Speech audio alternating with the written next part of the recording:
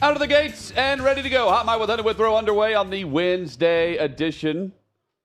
We're on the eve of the weekend, according to Chad Withrow. I mean, I feel like it's already here. Holiday week. Go ahead. Special exception made this week. Congratulations, everyone. The weekend has arrived on this Wednesday.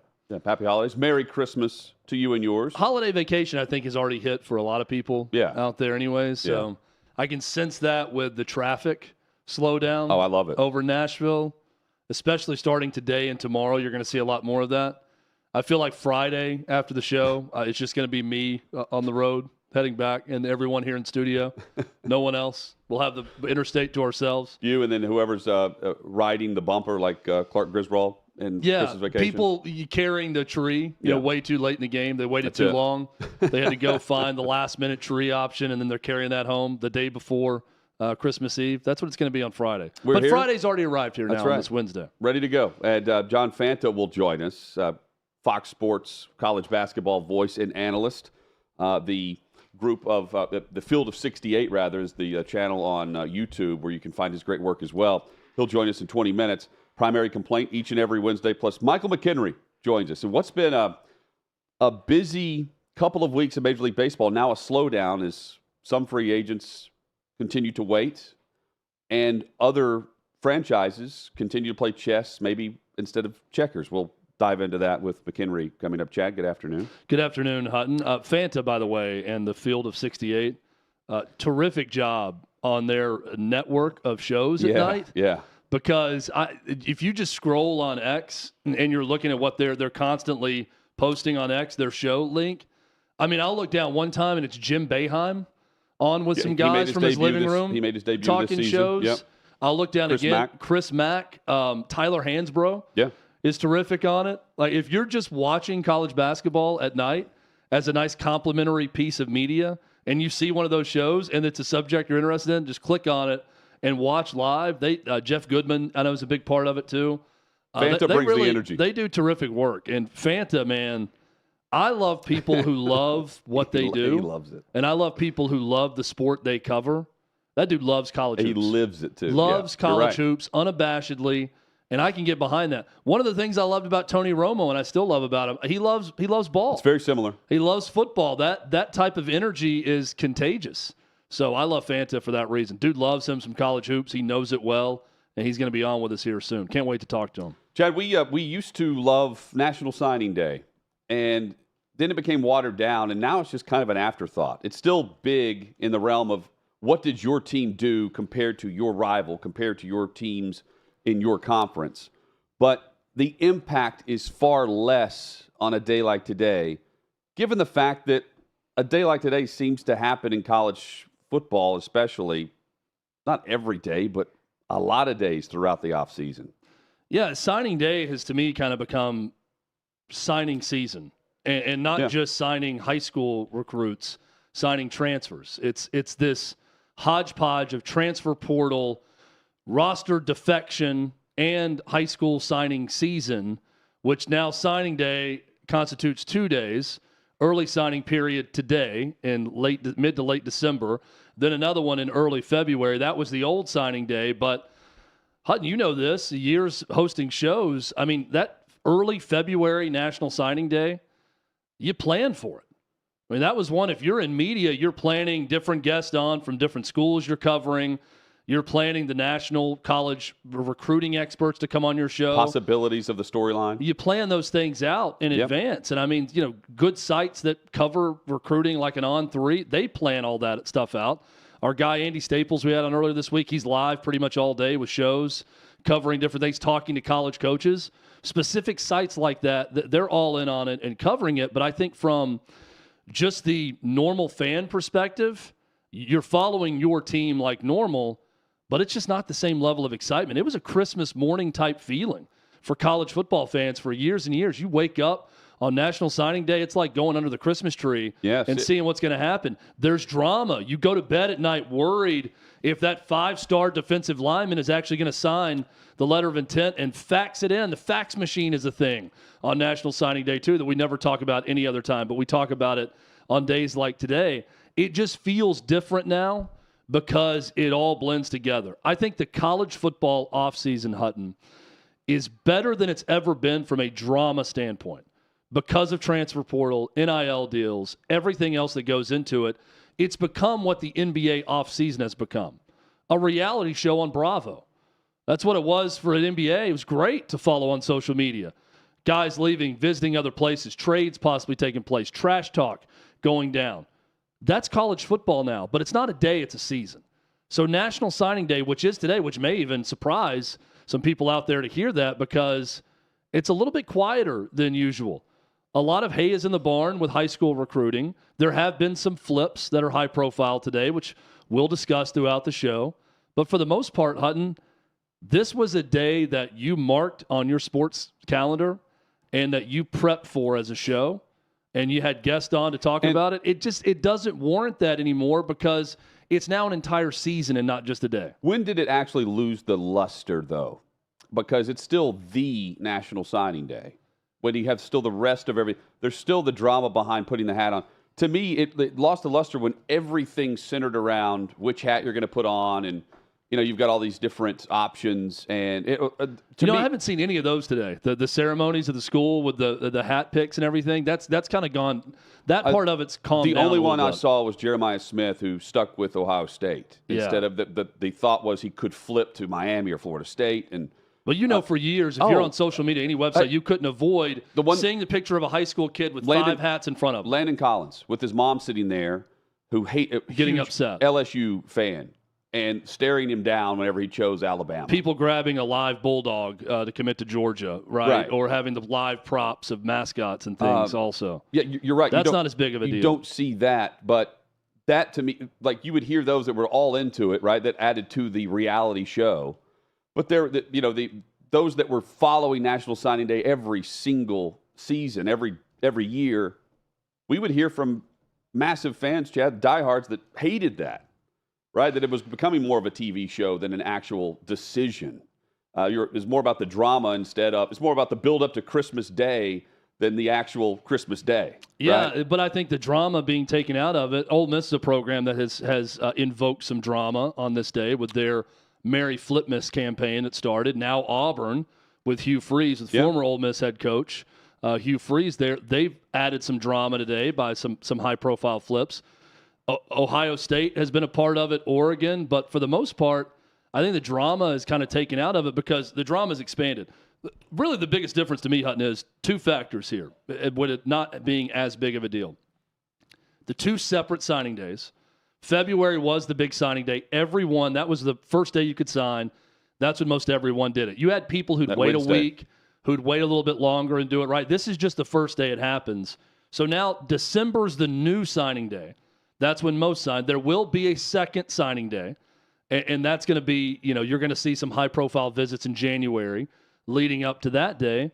So I think adding the signing day earlier has removed some of the drama from it. I think that's a good thing for the sport. I think college coaches wanted that to be the case, to happen early where they could get guys in instead of later.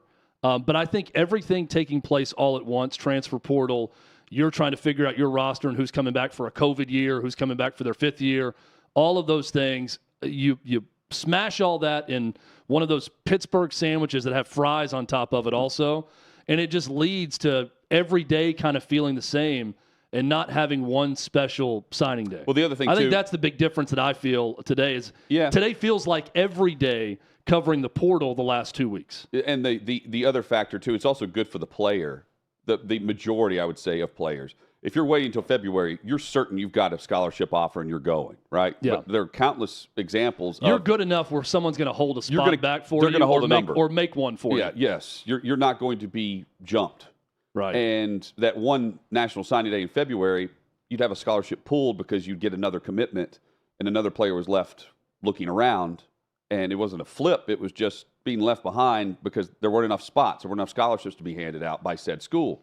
A better player in the mind of the coach and the program and the system got the scholarship. Now you can sign early in December and you've got one of those spots. Yeah, let's talk about that a little bit too, because I'm not saying that everyone should do this because most want to get it out of the way. I think most kids don't want the drama, they want to make their decision and figure out where they're going to go and have a spot. And most know where they want to go. Play and have a chance to be developed and win and all that. They're not negotiating. And they're getting it out of the way quick, right? It's just 2 or 3 guys in each class of 20 to 25 that you worry about that may be into the drama more than others that could be thinking about going somewhere else, or you're targeting those 2 to 3 guys in another signing class that could be thinking about coming to you. It works both ways when it comes to that. But Hutton, if I'm one of the top guys, let's say I'm an offensive tackle, all right, and I'm a 4 or 5-star guy. I know that I've got options all over the Big Ten and SEC, and I've really whittled it down to 2 or 3 places I'm looking at. If you want to put those programs to the test and find out who really wants you, wait till after this first signing day. Wait until going on visits in January and February where you're being wooed on campus at a big basketball game, and you're really getting to the bottom of it because you already have guys in your class on campus working out.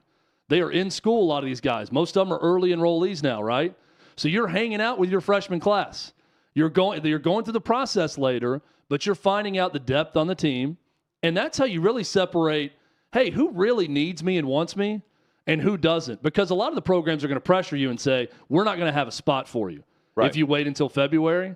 But if I really want to whittle it down to the schools that really need me and want me, that's an interesting power play in sort of a subtle way for high school recruits. If you know you're going to have opportunities, I would almost say wait and figure out what that recruiting class looks like after the ink is dried and everyone's signed.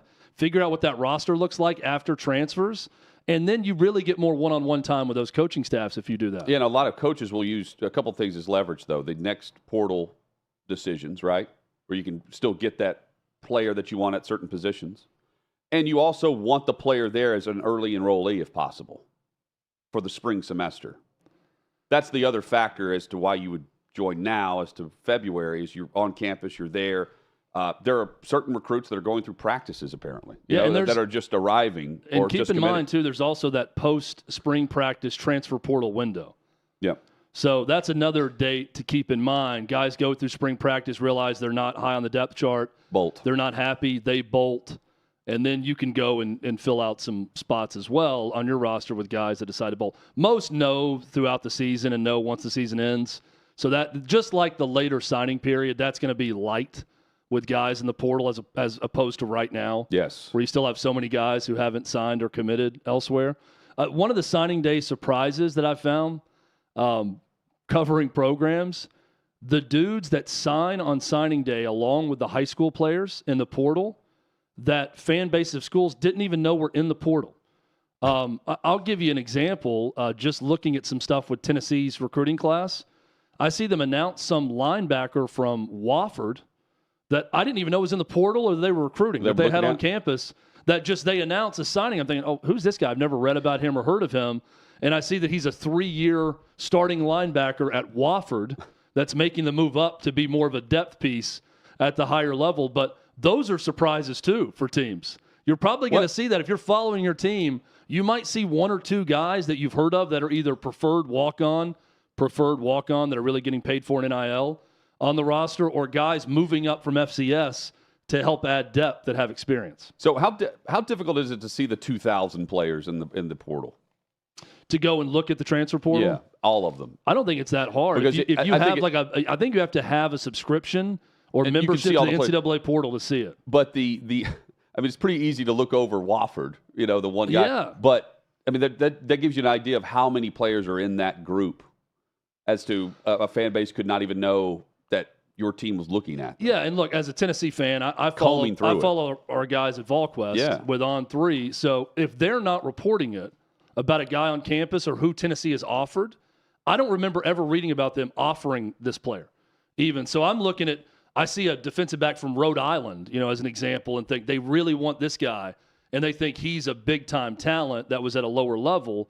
Jared Verse, a great example, at Florida State from Albany. There are guys that major programs are after in FCS. Defensive back from Villanova is another one that a lot of people are after in FCS. But when I see a guy I didn't even know was in the portal or that had visited a school that signs, I'm thinking, well, there's a surprise. Didn't even know that was an option. Any big surprises today? With Jeremiah Smith, again, he's headed to Ohio State. That's another 5-star wide receiver that joins that class and that litany and list of Buckeyes that have been there and done that. Yeah.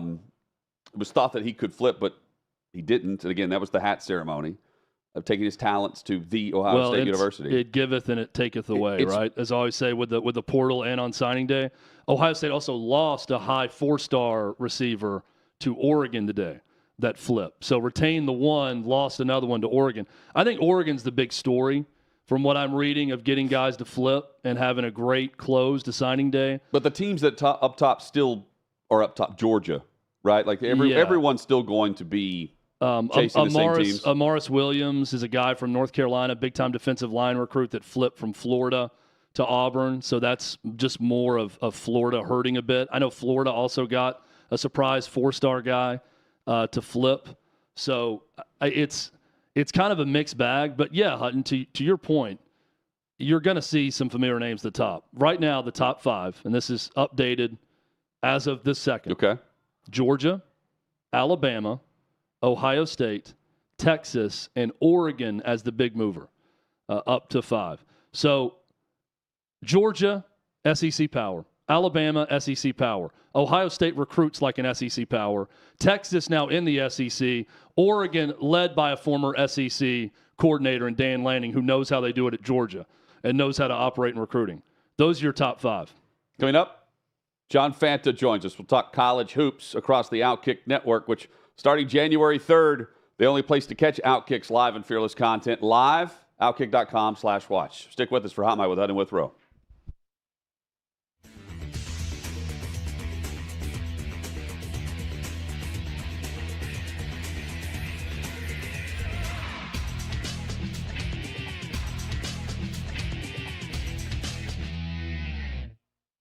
Now she is coming out and saying that playing for the United States is the, quote, worst job in the world.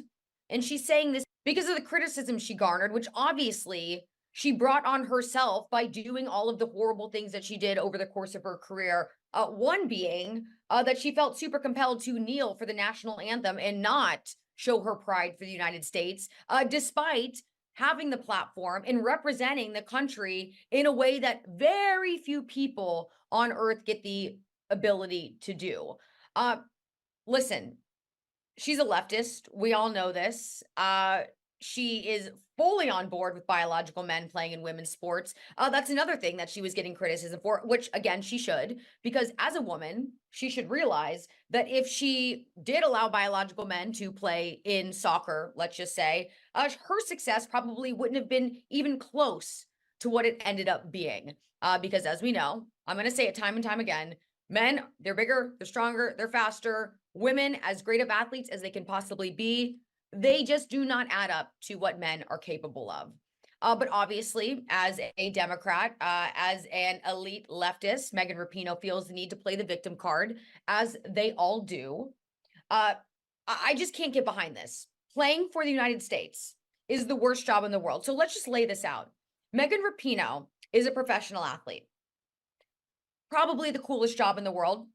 You get paid to live out your passion. Literally the thing that you started doing when you were a child, the thing that you would go out to recess to do, right? You are now getting to do throughout your life and now getting paid a ton of money to do it. Okay, that doesn't sound like work to me. That sounds like you just get paid to fulfill your hobby. You get to stay in shape. You get to meet the coolest people in the world. You get to travel all around the world. You have access to the greatest resources that all of us could even dream of having access to. Yet you're calling this the worst job in the world because you have to represent the United States, which, by the way, is the most tolerant country on earth. We have the most freedoms. We have the most liberties. Any immigrant that would come over to this country would be very thankful to be in the position that they're now in versus living where they fled so vastly from. It's just none of this adds up to me. But for Megan Rapino to say this does not really confuse me. All she likes to do is whine and complain. And I feel like she's teaching a horrible lesson to young girls. Not that she already hasn't been doing that by saying biological men belong in women's sports. But obviously, to be in this position of power, to have this influence and use it for for really nothing, to not have the proper influence that you would want. I just can't get behind this. I hope this is the last time that I have to talk about Megan Rapino, and maybe now that she's out of her soccer job, maybe she should try to go fulfill another job. Maybe she should go work as a janitor somewhere where she has to clean up after everybody. And that's what she spends her days doing. I mean, thank goodness for the janitors out there. We wouldn't be able to get by without them. But I'm just saying,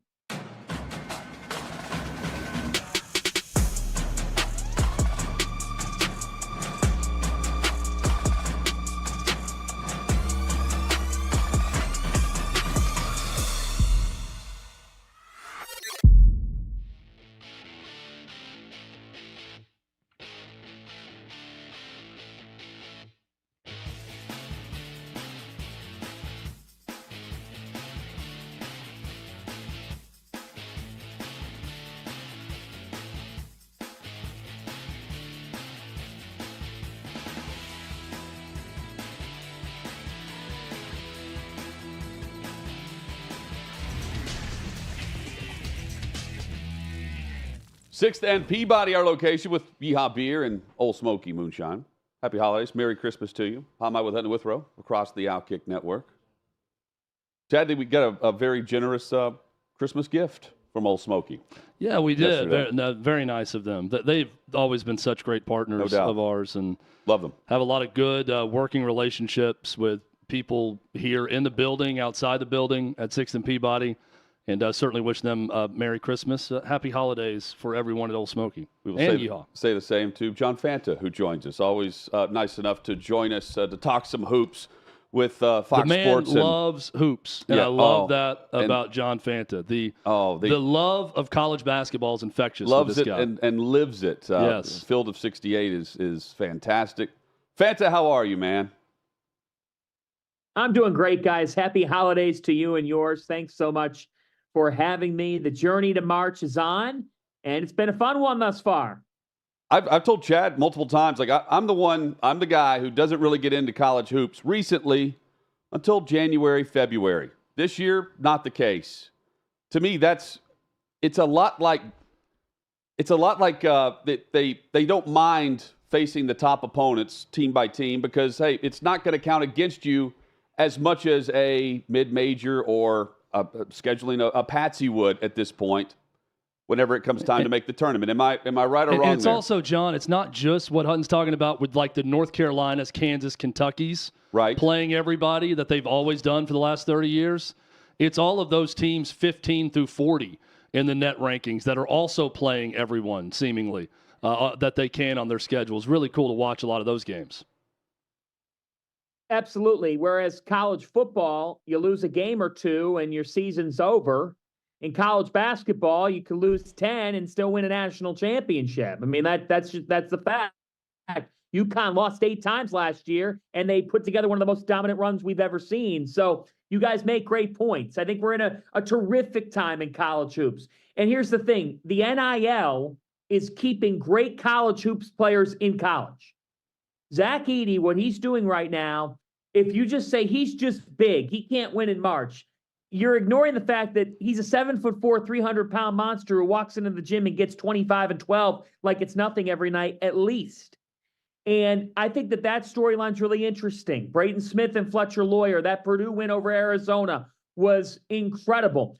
Guys, we could have the first repeat national champion since Billy Donovan in Florida in 06-07. And right now, if you ask me to make a pick, I'd take UConn. UConn is the most complete team in America. They answer every question. Donovan Clingan is an elite rim protector. Cam Spencer and Alex Caravan stretch the floor. And Tristan Newton's playing like an All-American point guard. Kentucky is back. Kentucky's sexy. The Wildcats matter again. Their freshman class is electrifying. If you haven't seen Reed Shepherd and Robert Dillingham get going yet, what are you waiting for? John Calipari's got a formula. I am buying Big Blue Nation. You guys know I wasn't buying them last year. I'm buying them right now. So this sport is compelling. Is it tough to buy Purdue given the fact that we have been there and seen this before, and we've also seen what's happened in the tournament? They're back at number 1 after beating Arizona. Where do you see them if you're going with UConn right now if you had to make a pick? So I would take UConn, all right? Yep. And I would still take Kansas. because I trust Bill Self more. Hunter Dickinson made that polarizing transfer move from Michigan to Kansas. And I'll tell you what, KJ Adams, and Kevin McCullough have been a dynamic trio. But I think it's important for Purdue to make a run similar to Virginia in 2019 when they lost to UMBC, but then won the national championship. I'm not saying Purdue has to win the national title, but you just said it. You've been paying attention to college basketball more.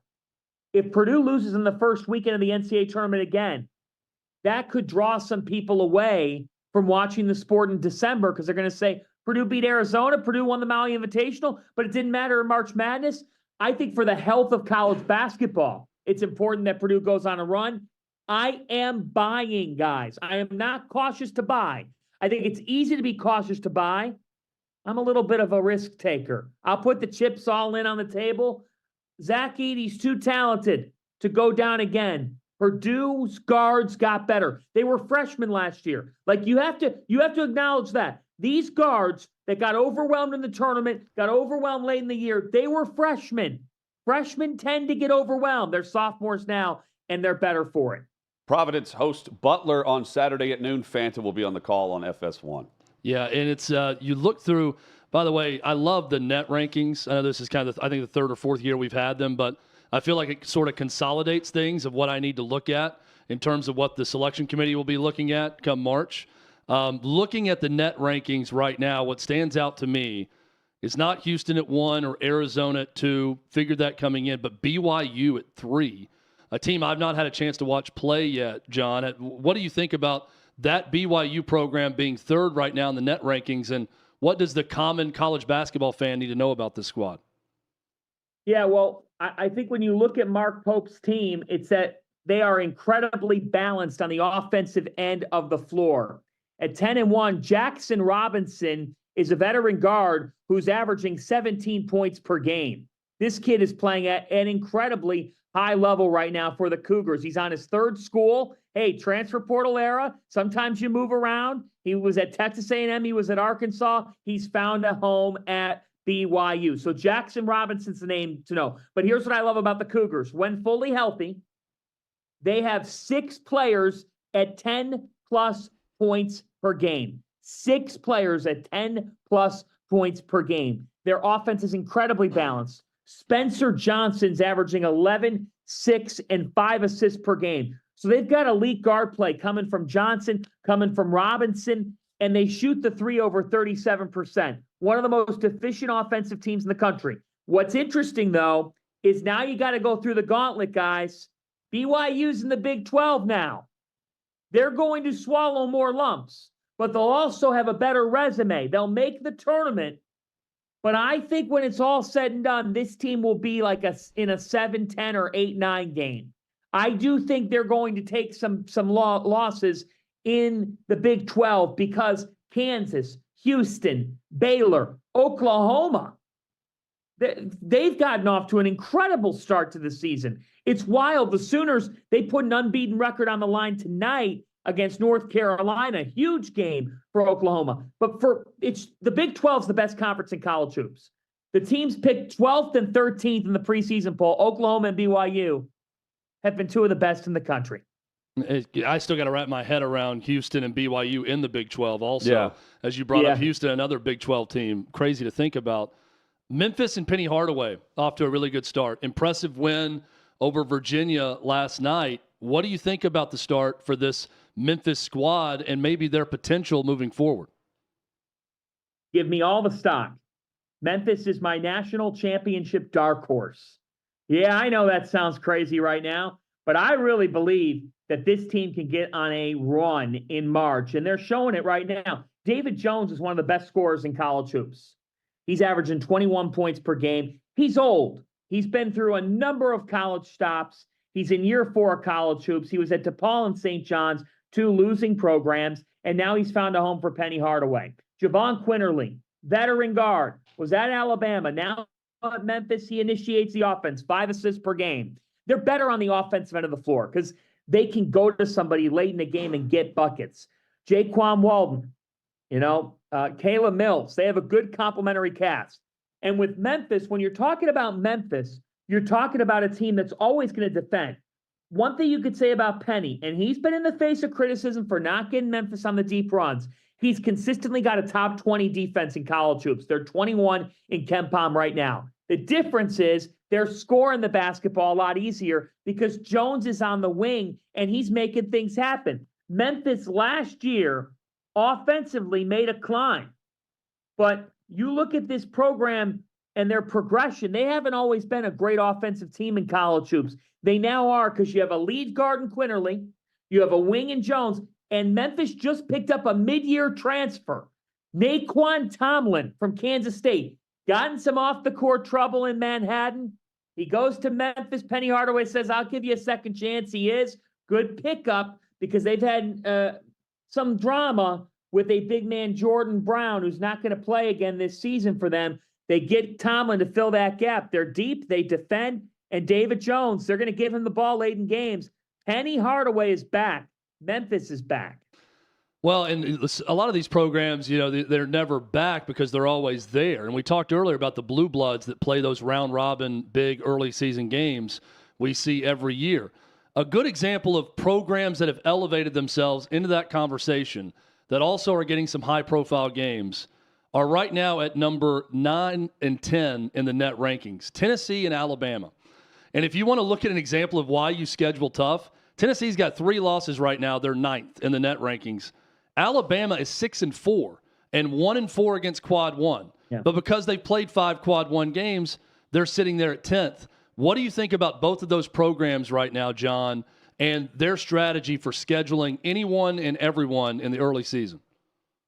Well, I think it's great. And why wouldn't you do it? This is exactly why the teams that don't schedule people, what are you doing? Because these teams are losing to high caliber competition, but they're still in a great place in the metrics. So what? There's something to gain by playing the Sisters of the Poor and winning by 45. You're not going to get people in the seats. You're going to have to pay the school for playing you, and nobody's going to pay attention to the game. What good is that?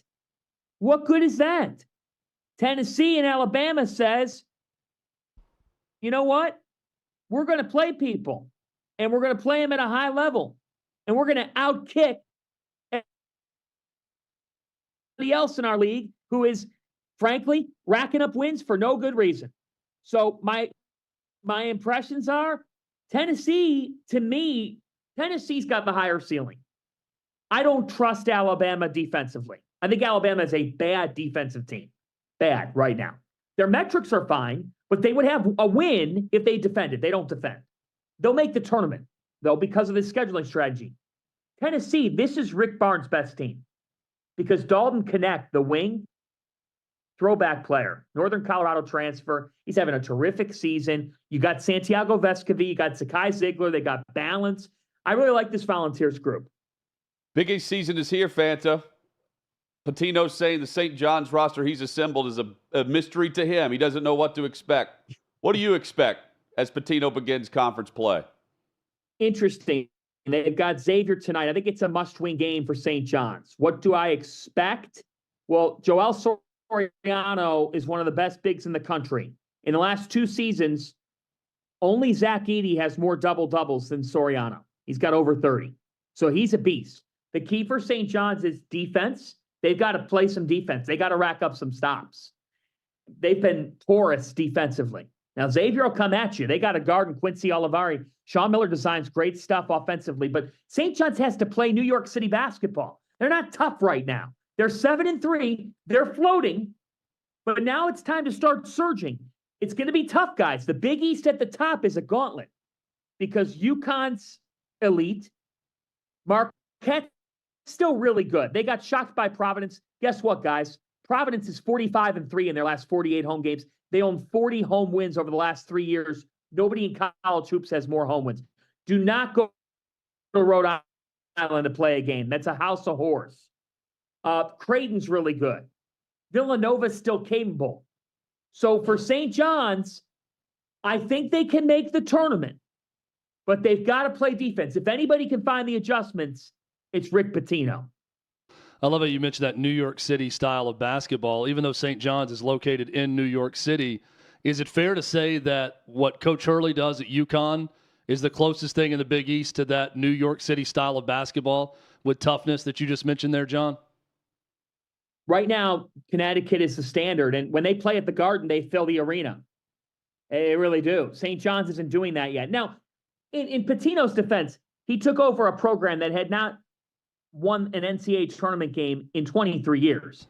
I think everybody thought instant rebuild, it's done. Might take a year to get it fully going. I expect him to win. I expect that drought to end. But to answer your question, Connecticut's the premier Northeast program.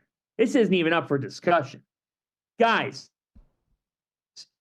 over the last 2 years, they're 27-1 in non-conference games. 27-1. All 27 wins have come by double figures. To me, Tristan Newton's playing as well as any guard in America. Donovan Clingan's that next great UConn big. They answer every question. I was talking to a coach earlier this year doing a game, and he said the thing with Connecticut is they force you to make a choice defensively when you're guarding them. The Huskies are a wagon. John Fanta, we love the passion, man. Also a wagon. Also John a wagon. Fanta, Yes, that's right. When it comes to college basketball. Never lose it. We love you for that. And we'll be tuned in to the game this weekend. You're on the call, FS1, noon Eastern. Looking forward to it. Thank you, guys. A Butler team that's better. 10-2 under Thad Matta. And Providence also 10-2. I look forward to having that one. I look forward to joining you guys again later down the road. Yeah, we'll be watching for sure. Thank you, Fanta. Providence, and catch him on the field of 68 as well. Primary complaint. We are our top grievance of the week next on Hot Mic.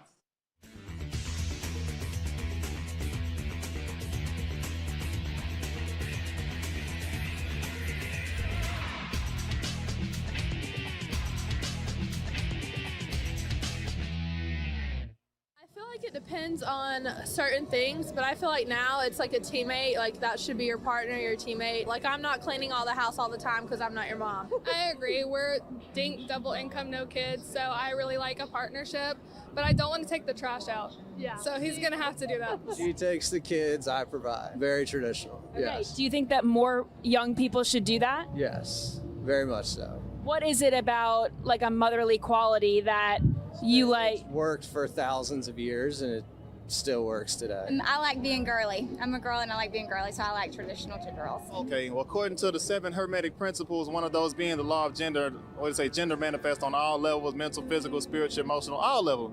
Throughout the cosmos, there's gender. I don't know, it's a lie. It's a book I read called The Supreme Way of Men or Women or something like that, and it spoke on how whether it's 2 women or 2 men, there still has to be someone who's masculine, someone who's feminine. What would you spend on an engagement ring? I'm not an engagement ring type of person. But if she wanted a ring, I'd probably spend like 20 on it. 20 what? 1,000. 20,000. That's a lot of money. Big and shit. You don't get that lady a real answer. No, for real. Ain't it how much you make though? Price, I didn't really care. Size, absolutely. Had to be big enough it could be seen, and I didn't want like a basic ring. I wanted like eclectic, like vintage looking. Okay. So we did a custom order to do my ring. I didn't have a preference. I just had a gold preference, and he kind of took it from there. And you trusted him. Did he crush it? Oh yeah, he crushed it. I've been spoiled thus far, and so I don't think I could ever go back from what I received last time. Okay, so high standards. That's good. What are the standards? Okay, it was 5 carats, Okay. and it was beautiful. Mine was way too expensive. What's way too expensive? Like $45,000. You probably went with a real diamond. Very much so, yeah. Do you think that that's kind of a flex for the guy? Like, is the engagement ring, is the engagement ring only for the girl, or do you get to watch other people look at your girl's ring? Solely for the girl. Solely for the girl. You don't get any enjoyment. Couldn't care less. Red flags in dating, because obviously you found each other. Did you have any icks that you overlooked, or is he perfect? No, he's perfect. We had a nice night out at the bar, fought over a toy shark, and that's how it all got started. What don't you like? Red flags. Cheating, lying, stuff like that. Yeah? Yeah. What are you looking for in a woman? Honesty, respect, in love for herself. Some green flags are loyalty and trustworthy, red flags are seeking attention from other women. Jealousy, probably biggest thing, especially being around other girls all the time and having other girlfriends. That would be the number one thing, is jealousy. Red flag is they're on their phone too much. Green flag is they're on their phone a lot with you. Well, look for loyalty. That's it. I'm 24, so it's hard to come across that like when you're young. So that's really all I look for, really, honestly. What were deal breakers? If she was broke, I know that sounds crazy, but for real, if she was broke. Cause like it's like, yeah, like I don't want to take care of a motherfucker. Like I want to equal.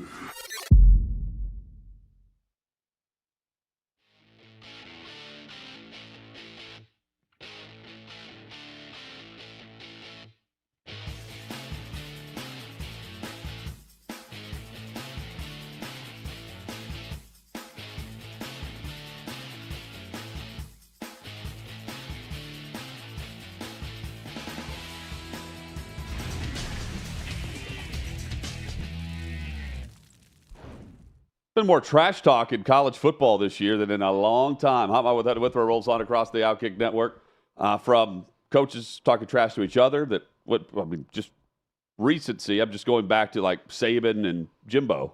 Yeah. And even coaches calling out the NCAA. That's happened multiple times.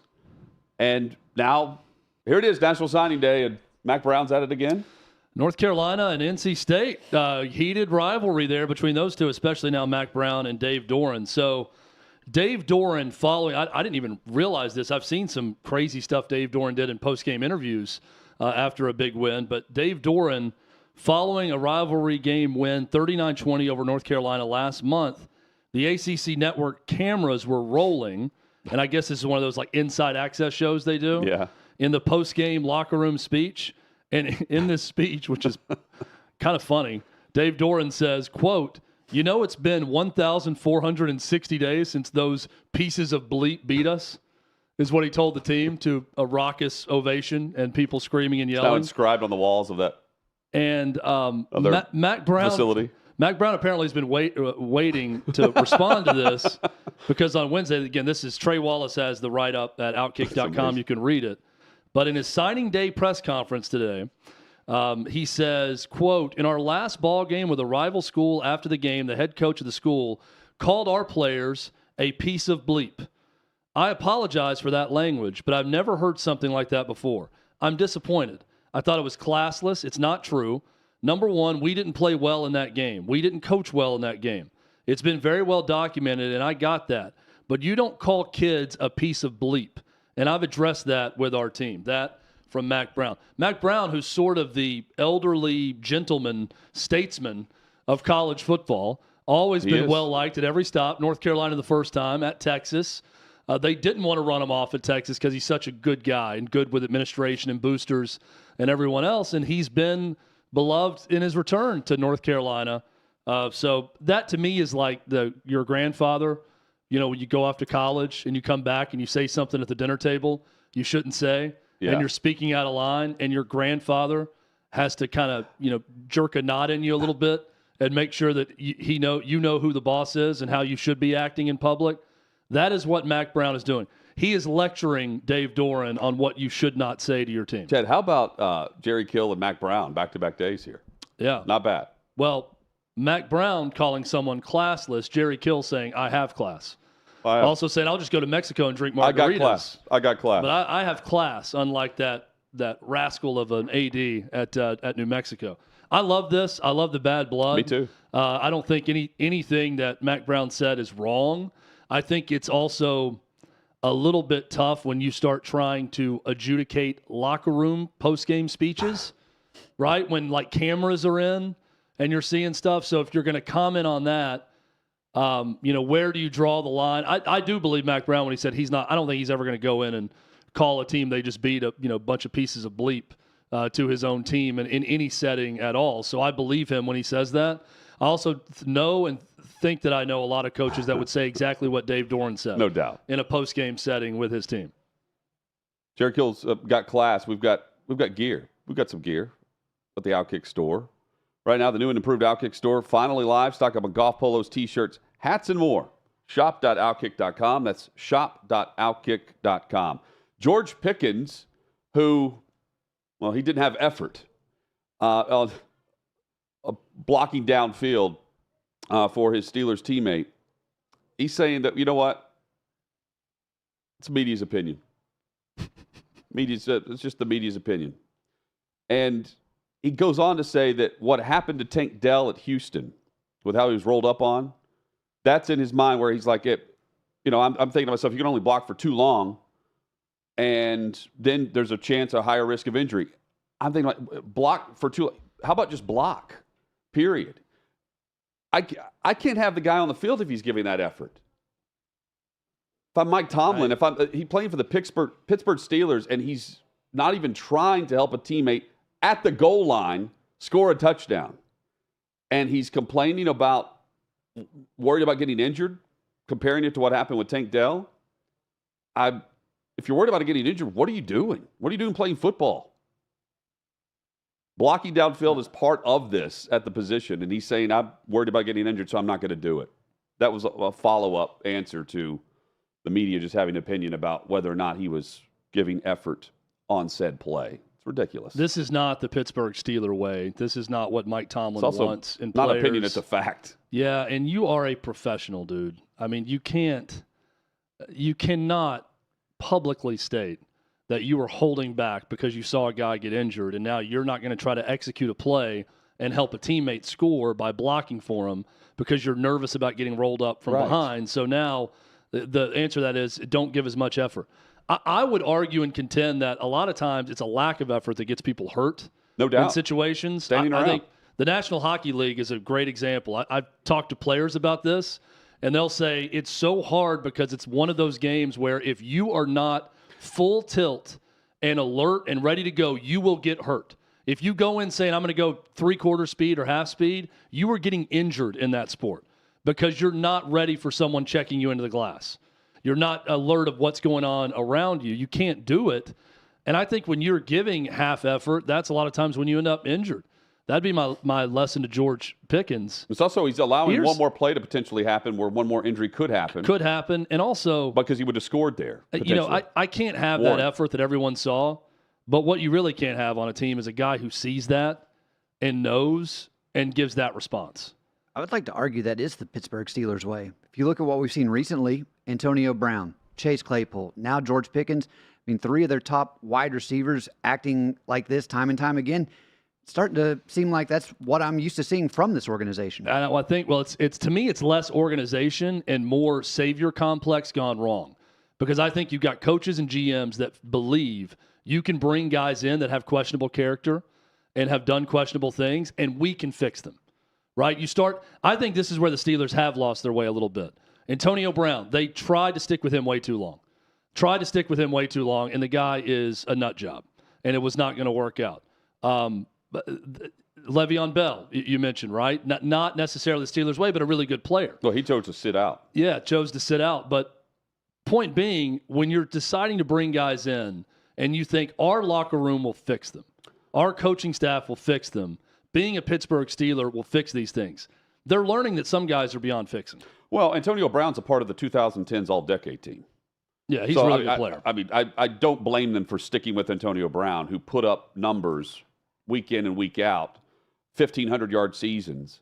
And his final season in Pittsburgh, 104 receptions, 1,200 yards, 15 touchdowns. Well, you got the... But, to me, that's... he was a good player. There's no comparison to George Pickens and Antonio Brown. Not from a production standpoint, but from an antic standpoint. That's what antic standpoint. If you produce, fine. George Pickens isn't producing at the level that warrants anything like this. And by the way, I haven't seen players just stand around while their running back is at the goal line trying to score in the first quarter or running away from the defensive back that picked off their quarterback instead of jogging away. I shouldn't even say running, jogging away the way that Pickens was also doing in this game. Yeah, and I think that guys that are in positions of roster management, whether it be general manager or coach, whoever's bringing guys in, you see talent and you think, it can't be that bad. Right? This guy's not going to be – he's not going to give that effort that we saw with George Pickens on that play. I can fix him. The guys in my locker room can fix him. And there comes a point where – that's why I think it's such a big offseason for Mike Tomlin. There has to be some self-reflection with him and what they have in that locker room, what their standard's going to be, what their identity is going to be moving forward. And he's got to self-assess with that. I think he will. But what I'm seeing right here from George Pickens is zero self-assessment. Just, that's the media's opinion. Well, I'm not going to listen to that. Tomlin's even criticizing him. Yeah. So, I mean, it's not just the media's surface opinion, as he put it. It is time for primary complaint. It's time to air our top grievance of the week. You can complain all you want. My job is so unfulfilling. Don't run away from your feelings. It's time for Hot Mike's primary complaint. Guys, my primary complaint this week, specifically with Uber Eats, there's going to be a big surcharge based on the delivery of all this. I get it. But those delivering the food, whether it's burger, a salad, pasta, whatever you may be having delivered, sushi, whatever, 15% is what they want you to click on. And to me, it's the same effort, regardless of whatever's in the bag that they're dropping off at the door or delivering to the studio. 15% of said price from said restaurant should not apply to the same delivery effort. That's my primary complaint. So my primary complaint is going to be not to those necessarily in our YouTube chat that I love to interact with every day. Okay. But people that I hear from on social media that there's a video posted and they respond to the caption of the video or what's over it in a question. A question's posed, but it's clear that the video is showing our answers to the question and our discussion about it. So simple question is posed, and then people just respond to the question being posed or poke holes in the question being posed without actually even watching 10 seconds of the video. Here's my thing. It's free speech, right? You can say whatever you want to anyone you want at any time. I don't think that's always wise, but you certainly have the right to do that if you want. But if you're going to be so involved as to hit reply to a video posted and not watch the video and criticize it because of the question posed in the word block on the video, maybe hesitate before doing that. And decide that if you're going to go as far as to criticize someone, maybe listen to the audio, maybe watch the video. And then if you've got criticisms, by all means, have at it. Let us know. Let anyone know that you're responding to. Don't just criticize the words that are up there that, oh, by the way, the host of those shows that you're responding to had nothing to do with the words written on that. They have everything to do with what was said in the video. So if you're going to go after the host, make sure you listen and watch what they're actually saying. That's my primary complaint. The words on what you're saying, the graphic, probably have nothing to do with the opinion of said host. Exactly. That's what I'm saying. It's clickbait. It's an editorial deal that's not the host call. So respond to the host, what they're saying, if you're going to hit us up. Yeah, but for that, Chad, like we can't just have our short attention spans. You know, you actually got to take the time to read through something or watch through it. But that's not 2023. To me, it's self-defeating also because we have short attention spans, yet we have the energy and ability to type a long post up to someone and respond to them and take the time to do that while only spending 2 seconds to read 5 words and not watch the video. That part I don't understand. Yeah, no, I got no disagreement with you on that. Guys, my primary complaint, I'm actually going to go back to talking about the Pittsburgh Steelers. It's not a problem with the Steelers in this case. It's a problem with the NFL in general. DeMonte Kazee got suspended for the entire season for his hit on Michael Pittman Jr. During Saturday's game. It was an egregious hit, but at the same time, we go back to that age-old, well, what do you expect the defender to do in that situation? It's just not hit them. My thing is, I never hear the NFL talking about, well, if they're all about safety, how come there's no onus on the offense to actually do something? What if you started to throw or find quarterbacks that threw terrible passes and put their receivers in awful positions? Do you think that might make the receiver or the quarterback think twice about throwing that ball to where he's not going to get his own player killed? My situation here is just that you look at this game, and we love football. We know it's changing. It's going to continue to change because they have to be about the safety. I just want to actually hear the NFL say, you know, maybe the offense should take some precautions to not put their own players at jeopardy and be in the way of harm. It's what Tom Brady continues to argue. Well, they're not going to be able to do that, though, because you can't find people for mistakes.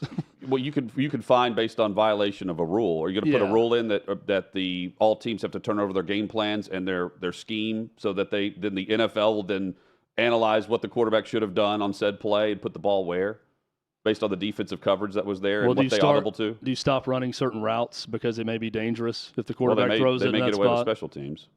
Yeah. Look, Tom Brady is the number one fan of this whole idea that it's the quarterback's fault on all of it. Look, quarterbacks make mistakes.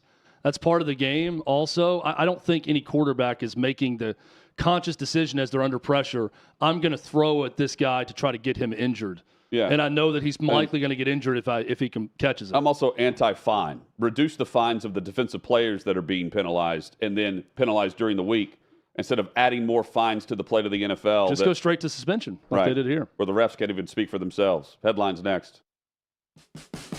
What you're experiencing is the bold taste of a Southern legend. Old Smokey Moonshine and Whiskey. Authentic Tennessee mountain-style spirits. We believe in crafting flavors that were born from tradition but defy expectation. And pioneering a new experience with every sip. Because if it doesn't do this, it ain't this. Old Smokey Moonshine and Whiskey. Come on.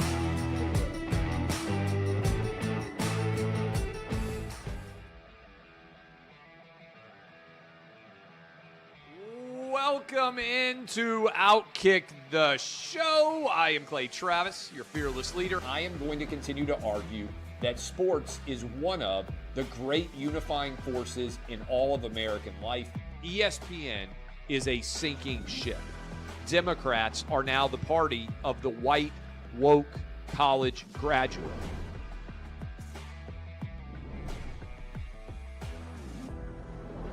We live in a land of participation trophies. You gotta lean into the turns. You really gotta lean into the turns. When Leah Thomas walked in that first day, it got silent, and every girl was uncomfortable. Very difficult to go back-to-back years in the NFL with the number 1 overall pick. Is it fair for people to be upset with Barbie? I've been out of LA long enough to have forgotten that libs, no matter how ridiculous the scenario, are gonna live. Another week of inflation, another week with Biden with COVID, and another set of losers to crown. People don't watch the WNBA on TV, in person, on a plane, on a train, on a bus, or on purpose. I mean, what have you seen firsthand of how this has affected you in the plant and your fellow employees? Under Joe Biden, the Taliban has retaken Afghanistan.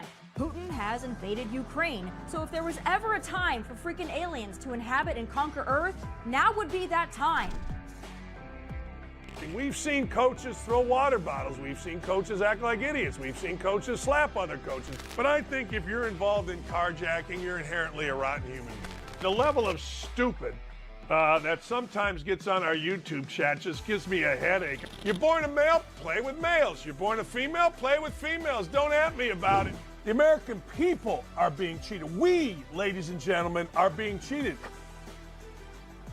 I made the call to end the Me Too movement, and today I'm going to continue making that case. And that's just a way to further taunt these women, to make them feel less than, to make them realize that this has just become a big joke. Deion Sanders is the Donald Trump of football. We were directly impacted by the whole Leah Thomas thing, and we were able to see you guys on the ground with your signs supporting.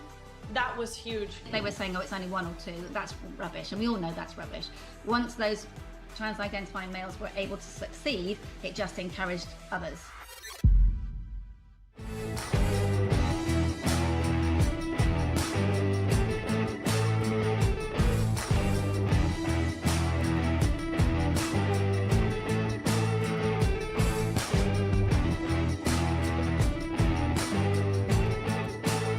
Old Smokey Moonshine and Whiskey. Bold taste of a Southern legend.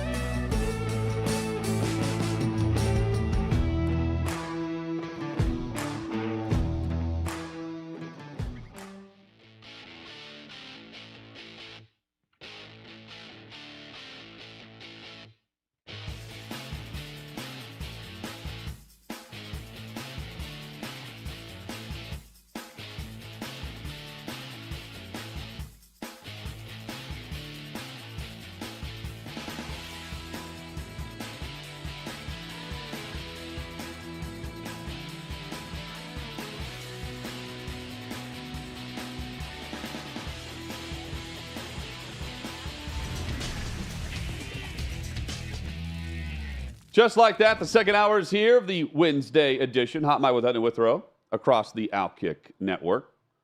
Includes our YouTube channel right now where you can join Chad in the chat. It's been busy. Chat's been fun. Refusing to talk down to the chatters. Yeah, I made a decision. I'm going to be in a better mood today in the chat. Feel like I've come in decision. Less than happy the last couple of days into the chat. Really? And you enter into the chat with the wrong mindset, can lead to bad things. And I'm in a better mood with everyone in the chat today. Michael McHenry will join us coming up in 20 minutes. We'll talk the latest MLB headlines with him, which includes those who have found new landing spots and those who haven't, and teams that are playing chess instead of checkers. That's straight ahead with Michael McHenry, our MLB analyst. So, Chad, the theory was the price just went up on Tommy DeVito, right? Well, then they raised the price. Doubled the price from $10K to $20K. With Coniglio's, right? Is that Coniglio's the name? Old-Fashioned Pizzeria. Yeah. To make an appearance, it went from $10,000 to, after the Monday Night Football win, suddenly $20,000 for an appearance that was already on the books. Then there was a back and forth on who agreed to what. Screenshots were exchanged to Darren Rovell. Well, turns out Tommy DeVito, after Coniglio's Old Fashioned announced that he's not going to be here because they doubled the price, and we're also Italian, and like Italians, we don't like the fact when you go against your word. Well, DeVito showed up. He showed up and made sodas and made the old-fashioned sodas, made pizzas with the what looks to appear to be the general manager, the owner, to what was not a stacked house, let's put it that way, based on what I saw. I like the fact that DeVito showed up and made the appearance. He's doing that because, well, from a PR standpoint, it was great. But he also lost out on $10,000 just for showing up for 2 hours and signing 250 autographs. Instead, he's getting the luxury of having the video of him making pizzas and sodas and trying them. But he doesn't get anything out of it because, well, his agent, Stiletto, doubled the price. He's since hired a different marketing manager. And he has said that Stiletto will continue to manage his contract, but now he has a different marketing agent that will handle the public relations aspect of things. So Sean Stellato was supposed to join Dockich today. I have no idea if that interview happened. Davey, if we can, no, it did not happen. So he must have bagged out of that. I'm reading the story at OutKick from Matt Regal about it, and I didn't see a reference to that interview. So I was hoping that Dan was going to have a chance to ask the agent about this. The screenshot of the Instagram DMs from Coniglio's was to Stellato, but it was to his agency. I feel like if you look at it, it's Stellato enhanced something. So this may have been someone he was talking to that was more of the publicist and not just the agent. And we don't know that this was necessarily Stellato on his account talking about the rise in price. Whether it is or it isn't, that response represents the price and the amount. Of course, but the point I'm getting to here is it says they're going to check with Tommy, not check with Stellato on the 30 minutes over. I need to know if the greatest love affair we've seen of agent and quarterback with Stellato and the fedora and everything at the game, if it's ending right now, if we're witnessing a breakup. Because I can't tell if Stellato tried to raise the price, then acted like he didn't to someone knowing that he did, or maybe, just maybe, I'm giving him the benefit of the doubt here. I'd love to hear him in an interview answer this. Maybe it is the publicist or someone that handles events for his agency that's responding on this account, trying to raise the price, and Stellato really didn't know about it until after the fact. And then Stellato's the one who told DeVito to go from a PR standpoint, say, you need to go do this, or Hutton. The other thing is Stellato just tried to screw over this local pizzeria, family-owned pizzeria, after agreeing to a price and then saying the price went up. And DeVito hated it and hated the coverage of it and just went on his own and decided to make good on it. He did go on his own. That was the report. But Stellato, the agent, said in the quote to Darren Rovell, we didn't raise the price because nothing was ever agreed to. He didn't say they didn't raise the price after something was signed. He just said that there wasn't a contract signed. And I mean, to me, the fact that that DeVito is going with a different marketing agent, Max Lepselter, over Stellato, but the report from the New York Post is that Stellato will remain the contract agent in football-related matters. Says, in fact, yes, Stellato screwed this up, and we're seeing the breakup of the public relations. But why? This is where I'm confused. It's Stellato on this account replying, trying to up the price, or someone with whatever this account is, but he's firing the publicist or someone else that didn't do this. So Stellato was also on his that. marketing agent. He's no longer his marketing agent. So he's fired the marketing side of Stellato. Yes, he's still the contract agent. Okay, that's weird. Very very strange to me. Stellato That would be the also, case. if he's canceling over the fact that he's got some bad PR out there, that's case in point that he's not very good at that.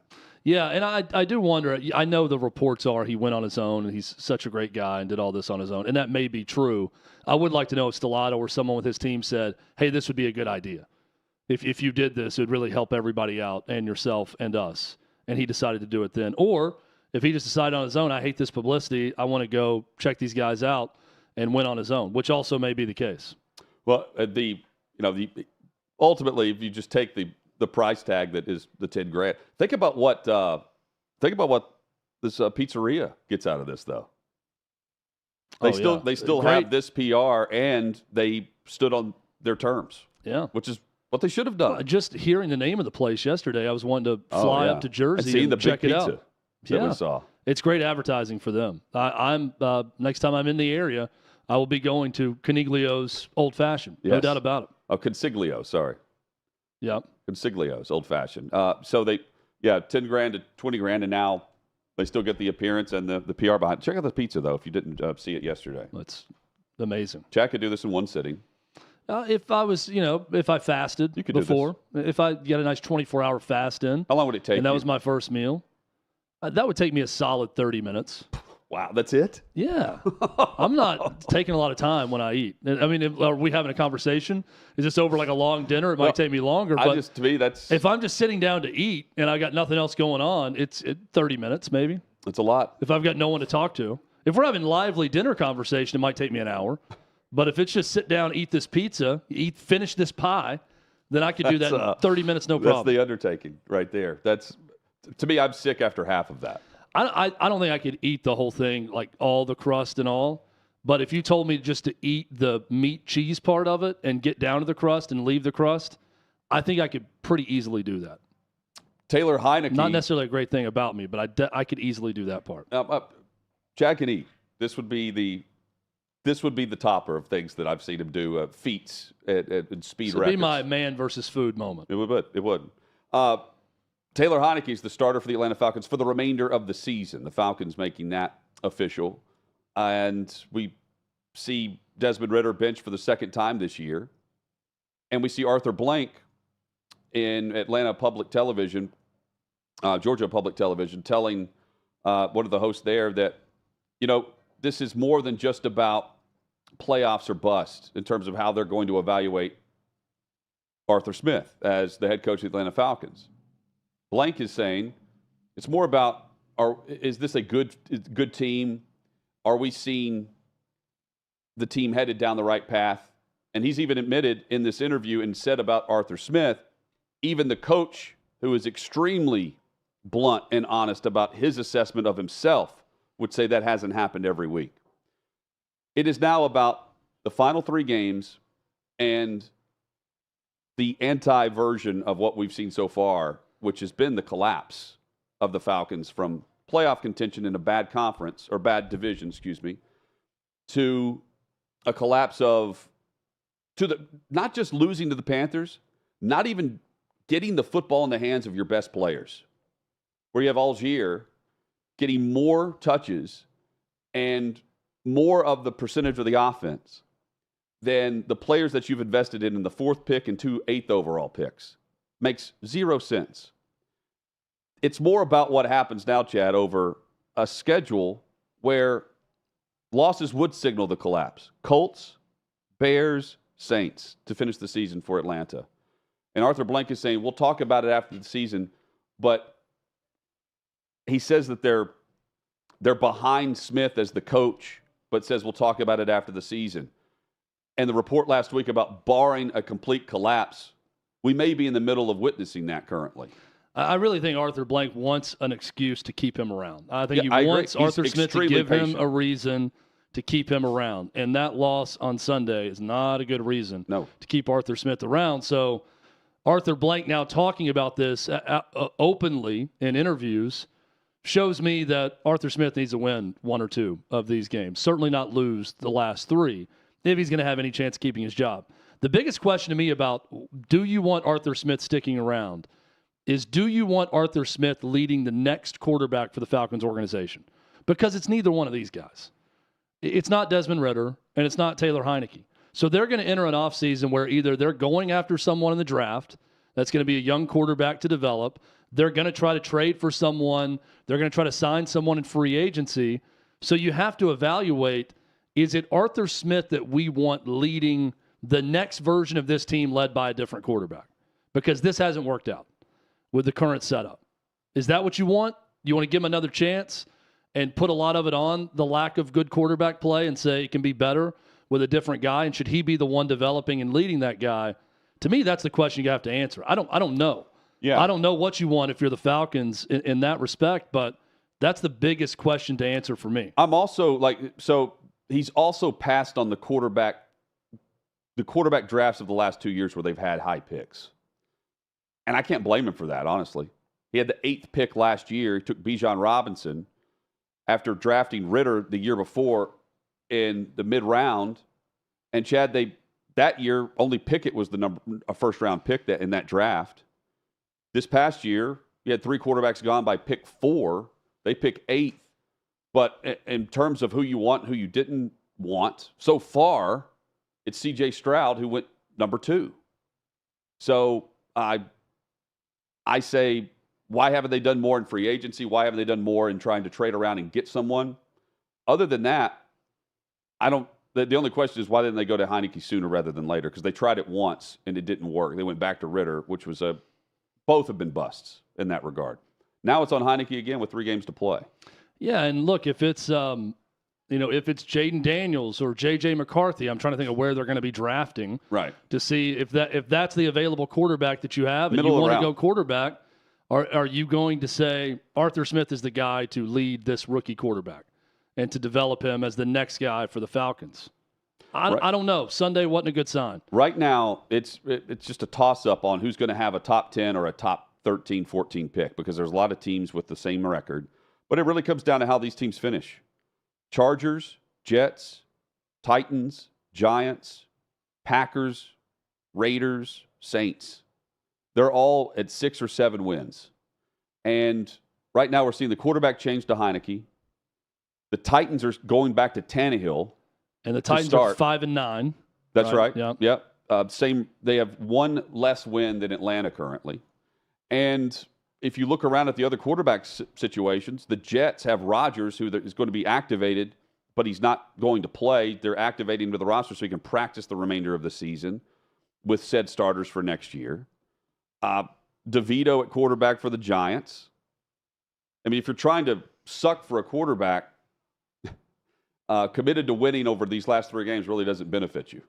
Some teams are trying to win because the pressure's on to send a message that you can win, and you have that group behind you. Now, they still have a good chance of winning the division, too. It's not just, win games. Mathematically available, yes. They could win the division. So they have to factor that in also in trying to win. But, yeah, I mean, if you're going quarterback, certainly doesn't serve you to win games right now. The Titans, the one team on that list that we just went through that I'm thinking, okay, that's not a bad thing if they're ahead of you if you want a quarterback because they're the one not drafting quarterback in this next draft, you would think. That's right. With Will Levis probably being the guy who's going to starting next year. So, tough spot. Atlanta's in a very precarious spot right now with Arthur Smith, with the lack of a good quarterback on the roster.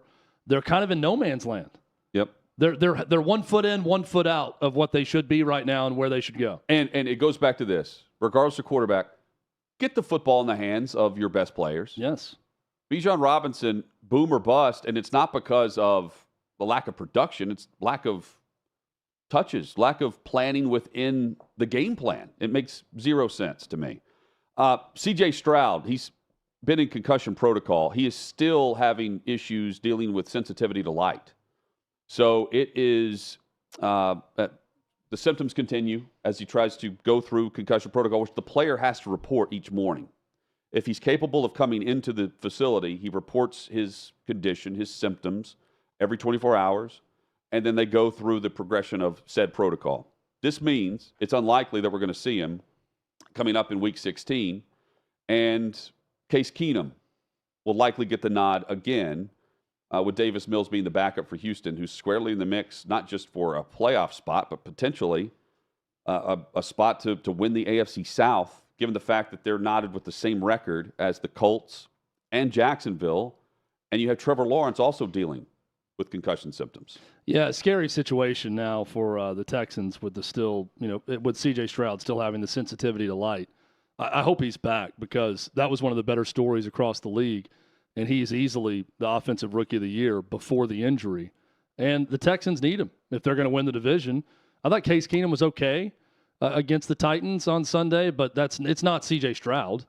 No. He was good enough to win right. in overtime against a bad Titans team, but not the guy who was leading that team to possibly winning the division before. That's right. And he's good enough to not lose you the game. Yeah. He's a good backup in today's NFL. Yes. With a lot of bad backups across the league. And many thought he was there, he's basically a coach on the roster. He wants to be a coach. He'll be the starter again in Week 16 for the Texans with playoffs on the line. Michael McHenry joins us next.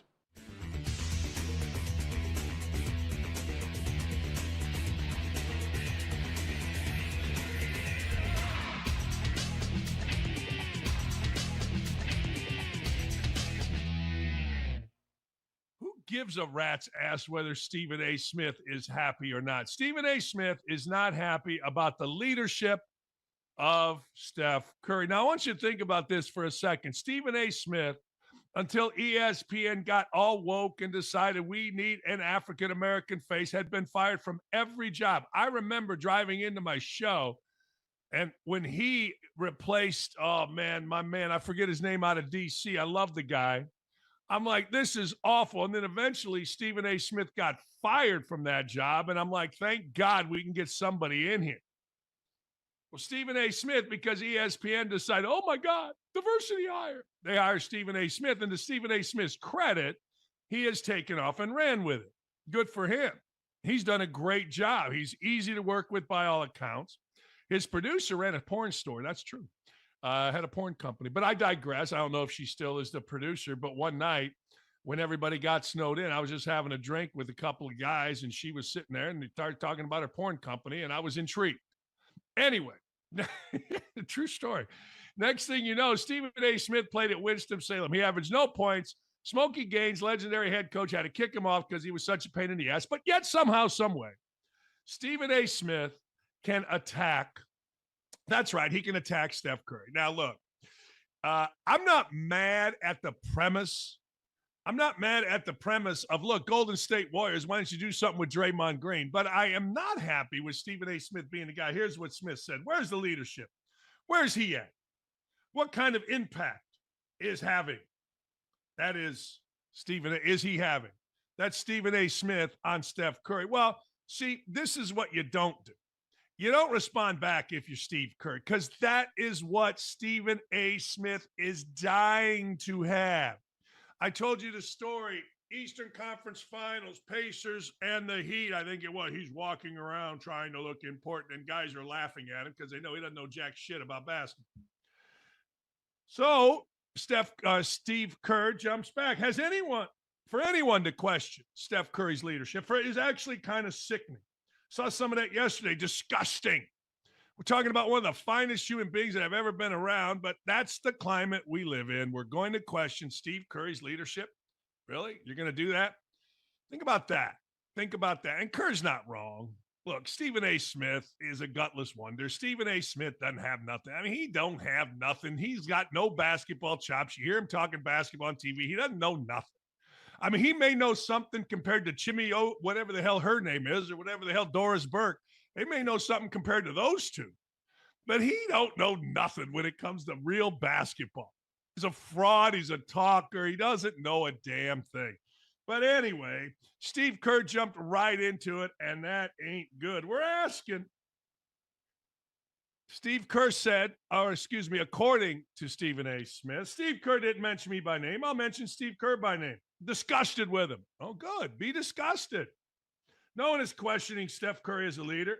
What we said was, if that was LeBron James, we would have said, where are you? Stephen A. Smith's response, no, he wouldn't have.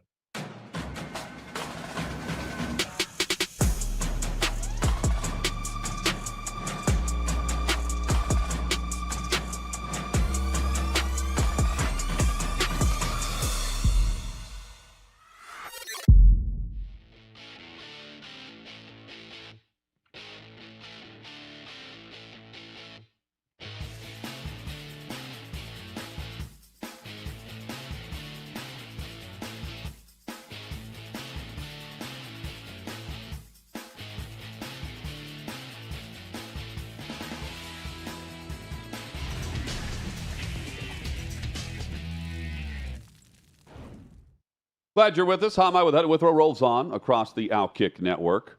The new and improved OutKick store is finally live. Stock up on golf polos, t-shirts, hats, and more. Shop.outkick.com. Shop.outkick.com. Michael McHenry joins us, our MLB analyst, former big leaguer. Merry Christmas to you, Fort. Merry Christmas. You like my Santa Claus beard? They were complimenting me in the back. Said I need a little bit more white in it. It's fuller. It's thicker than before. That's for sure. You I've been in hibernation, guys. Are you going to keep That's it, what or what's the plan? I don't know. I mean, I'm just going to kind of let the wife decide, 'cause she usually makes all the That's best fair. decisions, and she's all that really matters. You have a remarkable lack of, to our staff's credit for pointing this out, a remarkable lack of gray hairs in that beard. I feel like paint it well. every man over 30 now has some gray hairs in facial hair, and you've got none that I can tell. Well, I appreciate that. I got a little wisdom over here, but I'm kind of blushing. Can you tell? Just for men is really paying off, is what we're saying. You just need a touch of gray. That's all. Yeah, That's it's just next. a touch of gray. Yeah, beard yeah. color. Hey, so yeah, but I heard go ahead. people are into the salty look right now, so maybe I need to get a little salt.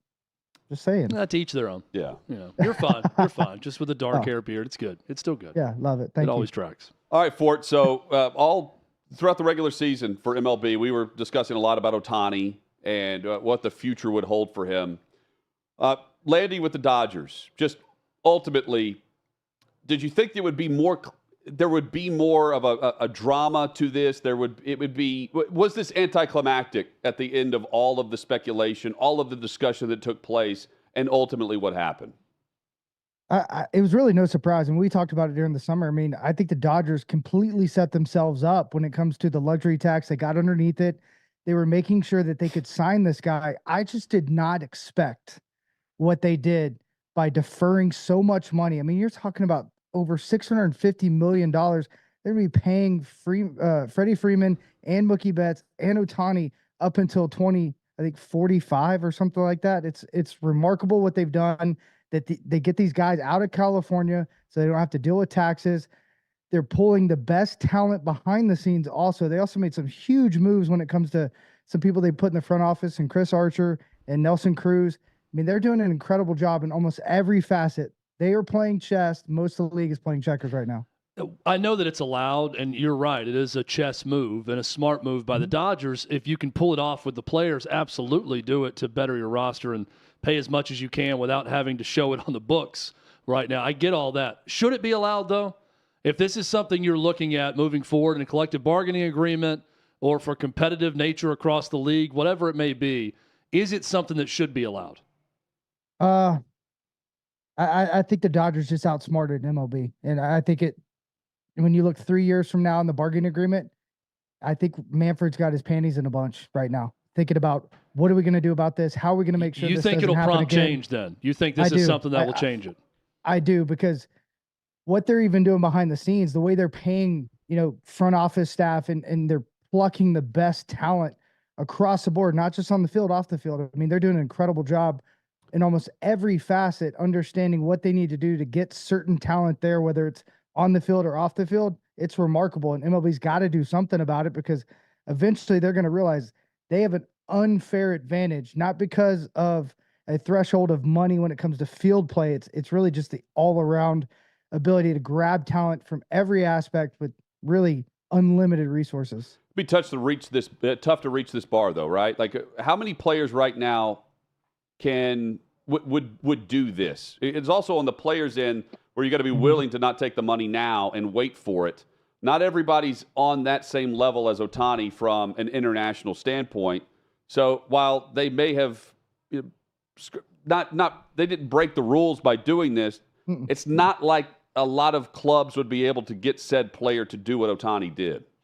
You're exactly right. I mean, Ohtani's an oddity when it comes to the way he plays on the field and his endorsement fields off the field. I mean, in baseball, you're not going to see a LeBron James type endorsement deal, even into the multi-million dollars. Ohtani got that. I mean, he's got that with New Balance. He's got that with different companies where he can maybe push some money down the line, defer it, not have to pay a enormous amount of taxes. I mean, you're talking about $150, $200 million of taxes if he's playing in California. What most people don't understand, most of that division, you're paying those high taxes. When you go to San Fran, you're paying double taxes. In California, San Diego, double taxes. So getting that money and pushing it down the line is brilliant by him and his agent. But you're right. It's the human being in Ohtani who wants to win. He wants to bring talent over from Japan. Don't be surprised if they sign the number one international free agent and his pitcher, the right-hander, over in Japan. Guy's disgusting. I can't say his name, so I'm not even going to try. I think it's Yamamoto or something. That's it. I nailed it. Yes. You nailed it, yeah. But that is exactly right when it comes to it, Hut, is this human being is willing to take money way down the line because he wants to win now and be somewhere where he can ultimately win the rest of his career. Speaking of talented human beings, Tyler Glasnow is one of those, and the Dodgers also added him. Really an embarrassment of riches when you think about their offseason so far. What are the Dodgers in that rotation getting in Glasnow? He is the best pitcher I've ever faced, period. I used to call him superhuman. He releases the ball at the almost the highest in baseball. He's 6'7", probably pushing 6'8". He throws 99 to 101. He's got one of the best breaking balls in baseball, but he releases it closer than anybody in baseball. So when he releases the ball, that 99, because of perceived velocity, it's almost 4 or 5 miles an hour harder. So he's actually throwing about 106. It's a different animal. He's a different cat. If he's healthy, he's the best pitcher in the league by far. Now, he is a guy that can kind of get erratic and lose his feel and walk a couple guys, put himself in bad spots. He tipped for almost 3 years and still was getting outs. The fact that they got him on a 5-year deal too, that's remarkable. If this guy stays healthy, he changed that rotation completely. The Yankees needed a good headline after this past season. They needed something positive to happen in the offseason, and they got that with Juan Soto and being able to trade for him. What'd you make of the trade, and what does Soto bring to that Yankees lineup?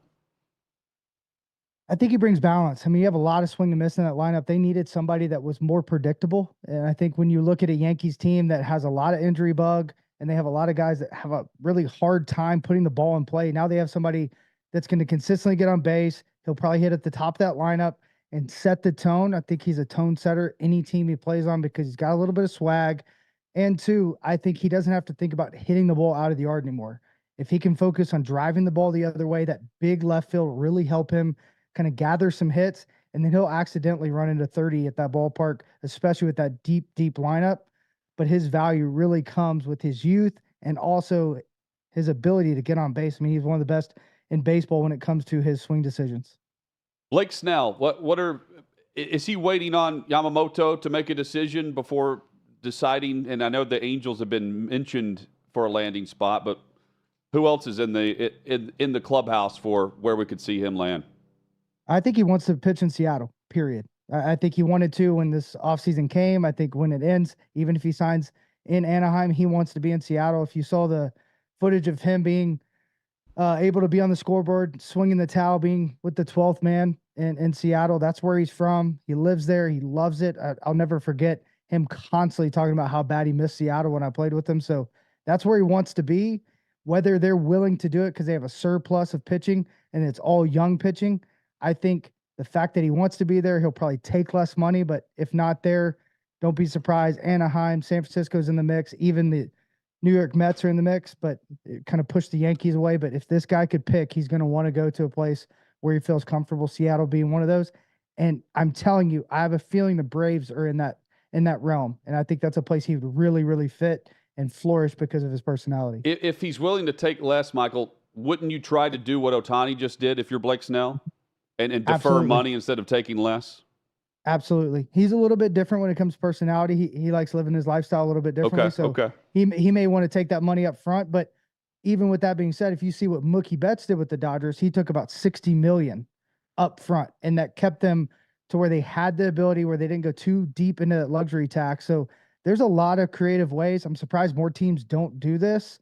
The Dodgers have been absolutely outstanding. The Nationals did it with Scherzer. There's a lot of teams that have deferred money, but putting a huge signing bonus up front is another option for Blake Snell in one of these cities. Well, what has the reset looked like for Steve Cohen with the Mets? Bringing in the GM from the Brewers, a new approach, been pretty quiet this offseason so far. What do you think the thinking is now with that organization moving forward and what they have and what they could obviously pay for if they decide, as we've seen in the past?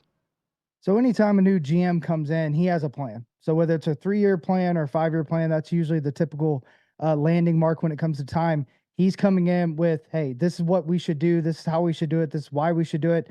They kind of reevaluate their talent and kind of see where they're at. They've made some really good moves this offseason, just kind of bolstering their major league lineup to allow these young guys that they got in the Scherzer trade and the Verlander trade to maybe have a chance to get to the big leagues and make an impact. They have a dynamic catcher who's maybe one of the best power rating catchers we've seen since the former Met and Mike Piazza. So they have a lot of good talent. I think Cohen got a chance to learn that money can't buy you a championship. You have to really build a team and a really good culture from the top down and the bottom up. And I think that's exactly what he's going to do, because we know this guy wants to win. I mean, he threw millions and millions of dollars, almost $500 million to try to win last year. So I think he's going to put all of his resource, all of his time and energy into understanding what it takes to be a good team and a good baseball team at that, because it's a different animal than NFL or NBA. Cody Bellinger wants $200 million in his next contract. Is he worth it? Is he going to get it from someone? No, he's not worth it. I mean, it's such a high risk. I think he could get a lot of money up front. Maybe they, front load that contract. But you think about a guy that just a year removed, 2 years removed from hitting just above the Mendoza line, he hit 167 in 21 or 22. I mean, you're talking, yeah, he did great for his first couple years, and then he hit a wall. And whatever caused that, whether it was injuries, whether he wasn't healthy, it doesn't really matter. You just kind of look at it and say, can we lock this guy up for 8, 9, 10 years and pay him $200+ million and hope to get the same production he's done 3 out of the 7 years? Not like he's done it 6 out of the 7. So yeah, it's a huge risk. I think you may see a front-loaded contract, or maybe, hey, prove it again. We'll give you a hefty 3 years, like maybe Sonny Gray's contract, the $75 million for 3 years. Something like that makes more sense. And him going back to the Cubs where he's comfortable, if he's smart, I think that's what he should do. Well, also, just going back to Pittsburgh for Andrew McCutcheon, let's tie that in. I mean, the idea that you get to potentially just end your career with of course, the club, but also the fan base that adores you. I mean, it's a perfect setup, is it not? It's so good for baseball. I mean, you're talking about a guy that has a chance to be top 10 in almost every offensive category by the end of his career. I mean, yeah, you see the numbers right there. I mean, he's 1 home run shy of 300. There's so many cool things that the fans get to enjoy. I mean, last year, I'll never forget, 45,000 people showed up, standing room only, blacked out the stands for Andrew McCutcheon. I mean, he's a great human being. He's one of my close friends. He wants to win, though. I mean, that's one thing he said. How do you put it? I'm not a hood ornament coming here to just kind of show off and shine for the city. I'm here to win. I'm here to win now. Development's over. This process of trying to win is over. We're going to win now. And I loved it. I think that's perfectly said. It's what the city wants. That's what they prescribe every team to be. They call it the city of champions for a reason, and he wants to bring that back. Michael McHenry, our guest. We mentioned earlier in the show there was a team that you felt like was playing chess, not checkers, and you're going to make Chad Withrow very pleased with said team. That's exactly right. There's a couple teams, actually, but the two that have really impressed me are the Dodgers and Atlanta Braves. I mean, they've really blown me away. And then two, Hud, I got to give some love to Baltimore. Okay. That Kimbrel signing was absolutely phenomenal, because he wants to win now. He's going to be a great leader for that team, and he fits the dynamic of the players they have, and they're trying to sign those young guys, like we talked about, to long-term deals. I know that for a fact. They're really working hard on Holiday and is it Gunderson? They're really, really trying to get those guys under contract. I heard that from some guys that are working on that right now. So the Baltimore Orioles are going to be around for a while, and they're going to be really strong. What do you like about what the Braves are doing? Because they haven't grabbed a lot of headlines this offseason with their moves, but when you talk about the playing chess and not checkers, what do you see that Alex Anthopoulos is trying to accomplish with this roster? They're getting players that maybe weren't available, and they're making them available by trading, having a 3-person trade. I mean, they just traded for Matt Carpenter. Everybody, I'm sure, was like, what's happening? And then he gets released.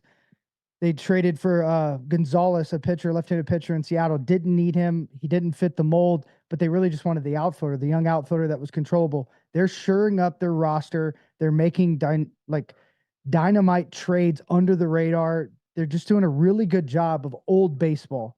I don't think we see enough of that. Instead of bringing in a third team, they're doing it on their own and making sure that they're shoring up their roster. Even the depth of their team in AAA is getting stronger. So I really like what they're doing. They already have a great team. They're just shoring up some really, really, I guess, needs that they had, but maybe they weren't big because, I mean, they are the Atlanta Braves. They're one of the best offenses all of baseball, and they're getting better. Follow Michael McHenry on social at the Fort McHenry.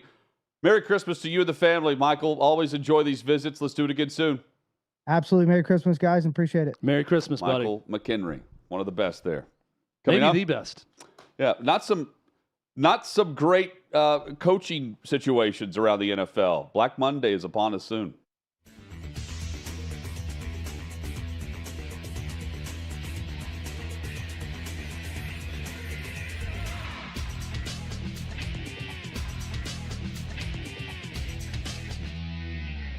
What would you spend on an engagement ring? I'm not an engagement ring type of person. But if she wanted a ring, I'd probably spend like 20 on it. 20 what? 1,000. 20,000. That's a lot of money. Hey, and she don't get that lady a real answer. No, for real. Ain't it how much she make though? Price, I didn't really care. Size, absolutely. Had to be big enough it could be seen, and I didn't want like a basic ring. I wanted like eclectic, like vintage looking. Okay. So we did a custom order to do my ring. I didn't have a preference. I just had a gold preference, and he kind of took it from there. And you trusted him. Did he crush it? Oh yeah, he crushed it. I've been spoiled thus far, and so I don't think I could ever go back from what I received last time. Okay, so high standards. That's good. What are the standards? Okay, it was 5 carats. Okay. And it was beautiful. Mine was way too expensive. What's way too expensive? Like $45,000. Okay. Wow. You probably went with a real diamond. Very much so, yeah. Do you think that that's kind of a flex for the guy? Like, is the engagement ring, is the engagement ring only for the girl, or do you get to watch other people look at your girl's ring? Solely for the girl. Solely for the girl. You don't get any enjoyment? Couldn't care less. Do we think gender roles are a thing of the past, or we should bring them back? I feel like it depends on certain things, but I feel like now it's like a teammate. Like that should be your partner, your teammate. Like I'm not cleaning all the house all the time because I'm not your mom. I agree. We're double income, no kids, so I really like a partnership, but I don't want to take the trash out. Yeah. So he's going to have to do that. She takes the kids, I provide. Very traditional. Okay. Yes. Do you think that more young people should do that? Yes, very much so. What is it about like a motherly quality that you like? It's worked for thousands of years and it still works today. I like being girly. I'm a girl and I like being girly, so I like traditional gender roles. Okay, well, according to the 7 Hermetic principles, one of those being the law of gender, gender manifests on all levels, mental, physical, spiritual, emotional, all levels. Throughout the cosmos, there's gender. I don't know, it's a lie. It's a book I read called The Supreme Way of Men or Women or something like that, and it spoke on how whether it's 2 women or 2 men, there still has to be someone who's masculine, someone who's feminine. My friend, do you know what Riz means? Yeah, Riz is like, it's like game. You know what game is? Like when you're trying. I don't have any, but I know what it is. It's like the new word for game. So meaning like you're able to speak well and get, a date kind of. I do not. Do you have any guess? I could guess. What do you think? It's like, I don't know, razzle dazzle. I don't know. Kind of. Actually, you're not too far off. Charisma. You know, charisma. I've been able to talk someone up. Did you read that online, or did you already know what that meant? I'm on TikTok way too much. Okay, another word that has become very popular this year. Do you know what mentee B means? I don't know any of this stuff.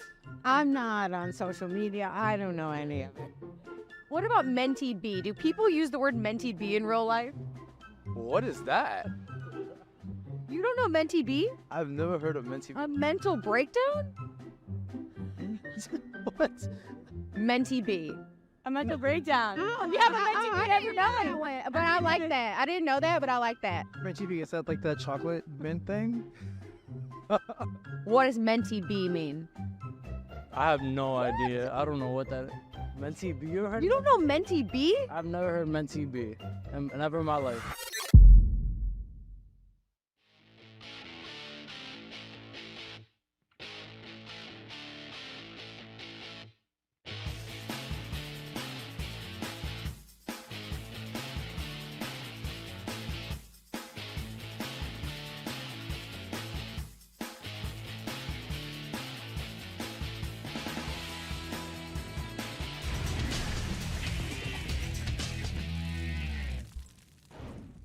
Sixth and Peabody, our location. Yeehaw Beer and Old Smokey Moonshine. Hot Mike with Honey with our rolls on across the OutKick network, which, as a reminder, starting January 3rd, the only place to catch OutKick's original and fearless shows live, it's going to be on the website, outkick.com. You can catch up on the show on demand on YouTube. But for all of our live unfiltered content, head over to the Watch tab at outkick.com so you don't miss a beat. Outkick.com/watch. In 2024, outkick.com/watch. Is your one-stop shop for all OutKick content. People continue to ask in the YouTube chat about a way to interact with the show. I've been told that we will have a way to do that. We'll let you know when we know how we're going to go about doing that, whether it be a chat function on the site, a text line, something. We'll let you know as soon as we know, but we are definitely working on that. So it's the number one question I get in the chat every day. I'm going to have to hop in the chat next week. So I want to pass along. I want to do that. Jay Wayne in the chat right now, not happy with you about something. I don't know what. I don't know what I did. Yeah. My bad. At least he's responding to something that you've said. Yeah. Instead of the people that I complained about earlier that just respond to a caption on a video, right? That didn't even click the video to see what was being said by the host. And then they bitch to us about the caption that's on there. Yeah. Our faces are also on there. One of my primary complaints. No, I get that, but just hit the video. Yeah. That's my. Or here's the other just thing. Have the caption Here's the reflect other thing. what we're saying. You are allowed to do this also. Not complain if you didn't watch it. Yeah. Right. That I'm going to leave that option out there for you as well. Don't spend the time. Davey brought up short attention span earlier. Don't spend the time typing out a complaint, crushing something that you didn't watch or didn't see or didn't hear. You could also just bypass that and not respond. What did it say? I don't know which one received this response. I don't even know. It was something that I just got a bunch of them at once. I forget what even the video was. It was one question, and it was about how is Lane Kiffin getting all the players at Ole Miss, which had a ton of views. Yeah. But I kept getting a lot of people watched responses that clip. They did, but a lot of the people that responded didn't. That was my issue. A lot of the responses I got were people just responding to the question and not acknowledging that we said exactly what they said in their response to us. You see what I'm saying? Yeah. It was like, oh, well, it's very clear what they're doing. It's NIL. And I'm thinking, click on that 45-second to a minute-and-a-half video. The fact they're doing it in Oxford. And you'll see that we're talking about that in the video also. They would really clear things up for you. We're going to have the coaching decisions cleared up very soon as we head into the final 3 games of the regular season. There could be potentially a double-digit number of coaching openings. Could be far less than that, too, based on the conclusion of December and first week of January for some of these coaches. Armando Salguero at OutKick put together a nice rundown today of NFL coaches that are in line for potentially being fired on Black Monday and what he's hearing from across the league. And it starts with, like, for instance, Ron Rivera, where they've done everything, not everything. They've changed over several coaches and made changes within their staff over the course of the season and going back to last year. What they haven't done is changed head coach. That change, though, is coming. It's happening. New owner who said, like, hey, Rivera's done great things, given the fact that Josh Harris was like, hey, given the fact of what he was in place doing, where the Daniel Snyder wasn't even in the building, wasn't allowed to be in the building, and you had far too much turmoil within the organization. The fact that he's capable of just having an average team, I commend him on that. But now it's about winning. He's done great things. He said great things. Our chat was good. Now it's about winning. Well, it's about wins and losses, and potentially Josh Harris is going to spend some money to bring in someone to push them down the right direction. On the flip side, the uncertainty around what's going to happen in New England. Bill Belichick. What Armando says is he does know change is coming in Foxborough. It's just what type of change. Is this a spot where Robert Kraft goes to Bill Belichick and says, hey, you have the freedom to look around, try to find a place you want to be, and ownership group or single owner that wants to trade, we'll talk. But you're remaining the head coach. You're under contract. Or is it, hey, I want you here, but I'm going to bring in a general manager. Or you're done. Peace out. We don't know how that's going to end. And then there's all the back and forth with Arthur Smith, what could potentially happen with Eberflus. Those two in particular, it matters how they finish the season in Chicago and in Atlanta. And if there's going to be a surprise here or there, the name that's being talked about is Mike Tomlin. A month and a half ago, it was Vrabel. There's always that one big surprise. And we could also throw in, does Pete Carroll come back for another year? Is he going to retire? There are always those that get thrown into the mix that you're not discussing over the last 2 months as the draft talk began for a lot of bad teams. At some point, we need to put together a power ranking of best jobs, of the available jobs. Yeah, rank them out. Because absolutely. We talked to John McClain about this yesterday. And the initial knee-jerk response is, the Chargers are the best available opening because of Justin Herbert and the fact that he's locked up there as quarterback. I mean, yeah, if quarterback is all that matters to you in selecting a job or which one is the best, then I guess, Herbert is the one that's the best position with the contract, with his play, everything else. But with their talent, I too. don't know that I would want to sign up to be the number 2 team in L.A. And have that fan base, right? What matters to different people, I don't know.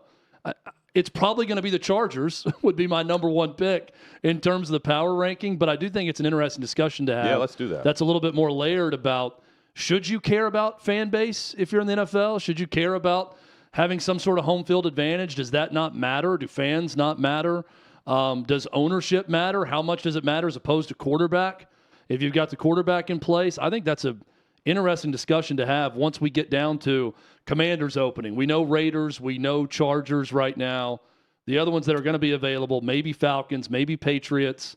I mean, go down the list of coaching openings. The Bears.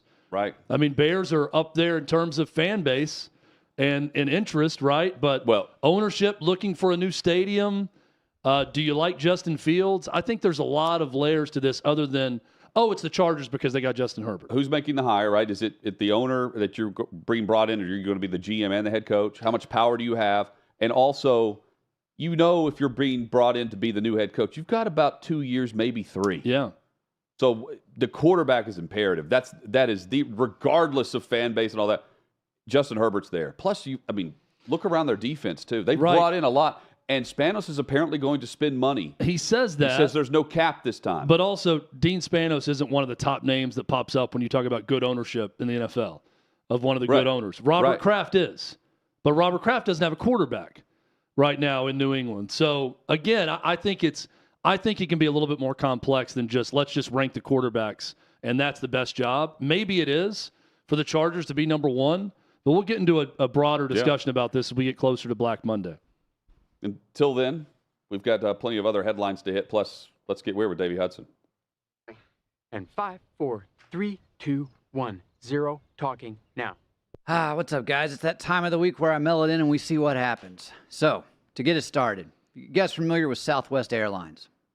I am familiar with the company, yes. Okay. I fly them frequently. Yes. Back, I can't remember which month during the summer it was, but we discussed a TikTok video that was going viral for airline companies to accommodate plus-size individuals at a rate that was, this is, again, where I just kind of, I'm trying to be nice here. They're fat and they need 2 seats. So let's just yes. Yeah, okay. We don't have to beat around the bush there. They're all right, huge. fine. Yeah. Okay. All right. We're not fat people. Yep. Okay. So Southwest has now implemented a plus size policy to where you can purchase 1 ticket, but if you're so big and you encroach into the other ticket or the other seat, you would get that seat for free. Now, a lot of people that are in the plus size community are thanking Southwest for implementing this. Other people, not so happy. And the reason they're not so happy is because while Southwest does encourage you to let the company know beforehand if you are likely going to need an extra seat, they can go ahead and let you buy 2 and then refund you 1 of those seats later. But the problem is if you don't tell them that, and they've got it set up to where the bigger people, they can go ahead and sit down ahead of time. What happens is you overbook a flight because you have one person now taking up 2 seats to where people who actually purchased a ticket are not going to be able to ride on that flight. If you are so fat that you require purchasing 2 tickets from Southwest Airlines and you can't afford the 2 tickets, then you should get a vehicle big enough that can drive you or you can ride in, and you should ride in that to your destination. I say this as someone who sometimes will drive 12, 13 hours to Nebraska to see my in-laws. It's a long haul, but at times driving just makes more sense because you got Christmas gifts in the car or you're packing babies with you and all their stuff or whatever. So I've made that drive many a times. Now, we're going to fly this time, but no one in my family is so fat that we would require 2 tickets. If I had to rethink my budget because I'm so fat that I have to buy 2 tickets, then I would probably end up driving. You should not get a free second seat because you're too fat to sit in one. I am staunchly opposed to this idea. Well, I don't care if they're giving the free seat back as long as they're not overbooking the flight. That's the point here is that you buy 2, you refund 1, it counts as 2, so you're not overbooking the flight for anyone else that wants said seat. You're boarding C-57 or whatever it is. The issue I would have is if they're actually showing up without booking 2 seats and they need 2 seats.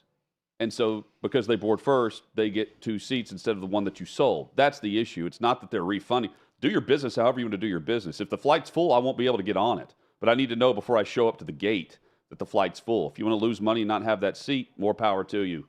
That's why you're paying for gate 60 or C28 at the terminal instead of C1 at the airport. You're renting the one furthest down the lane there, Chad, because have the option to have the option where you pay for 2. You know what you can also do?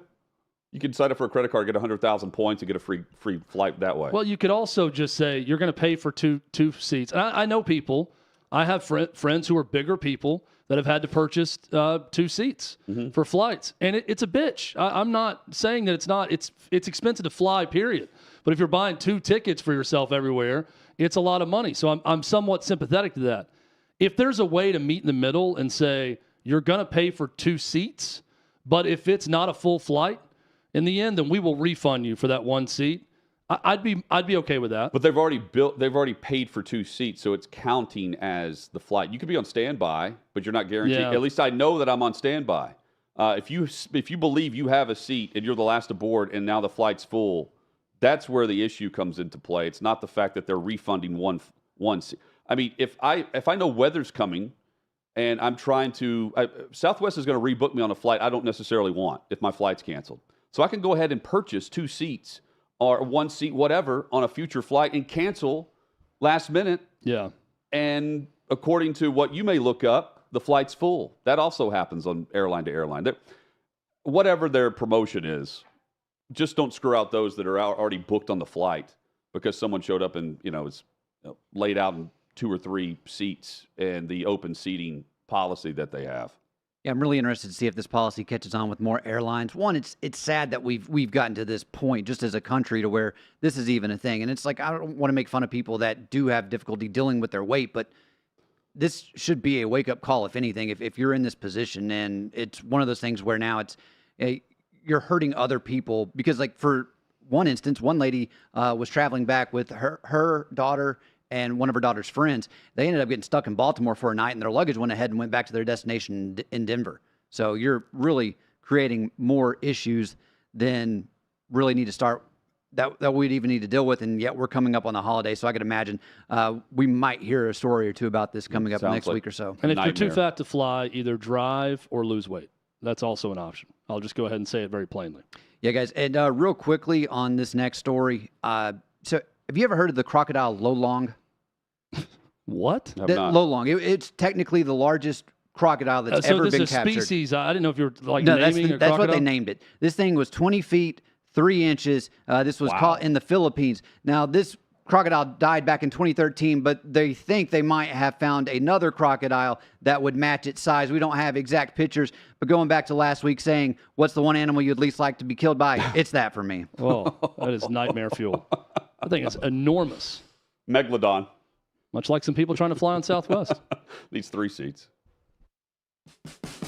What you're experiencing is the bold taste of a Southern legend. Old Smokey Moonshine and Whiskey, authentic Tennessee mountain-style spirits. We believe in crafting flavors that were born from tradition but defy expectation, and pioneering a new experience with every sip. Because if it doesn't do this, it ain't this. Old Smokey Moonshine and Whiskey. Come on.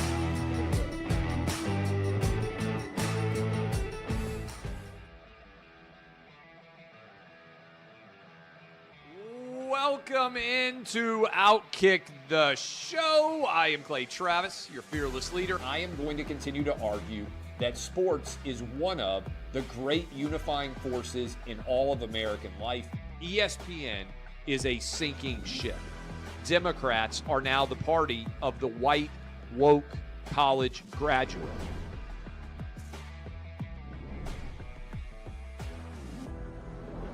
We live in a land of participation trophies. You gotta lean into the turns.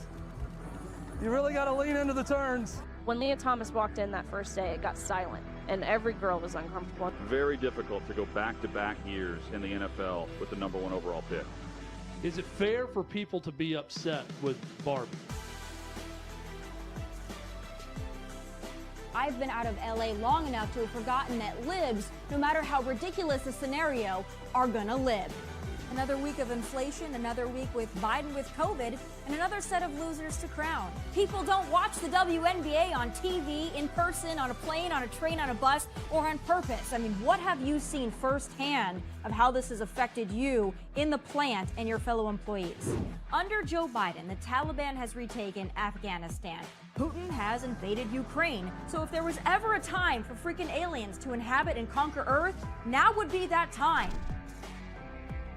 We've seen coaches throw water bottles. We've seen coaches act like idiots. We've seen coaches slap other coaches. But I think if you're involved in carjacking, you're inherently a rotten human being. The level of stupid that sometimes gets on our YouTube chat just gives me a headache. You're born a male, play with males. You're born a female, play with females. Don't at me about it.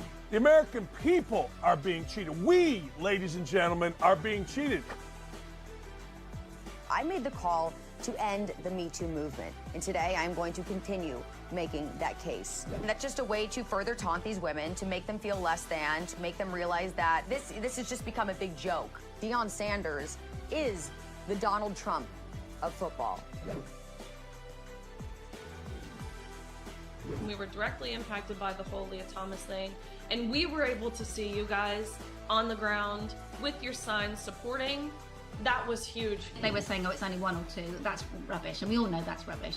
Once those trans-identifying males were able to succeed, it just encouraged others.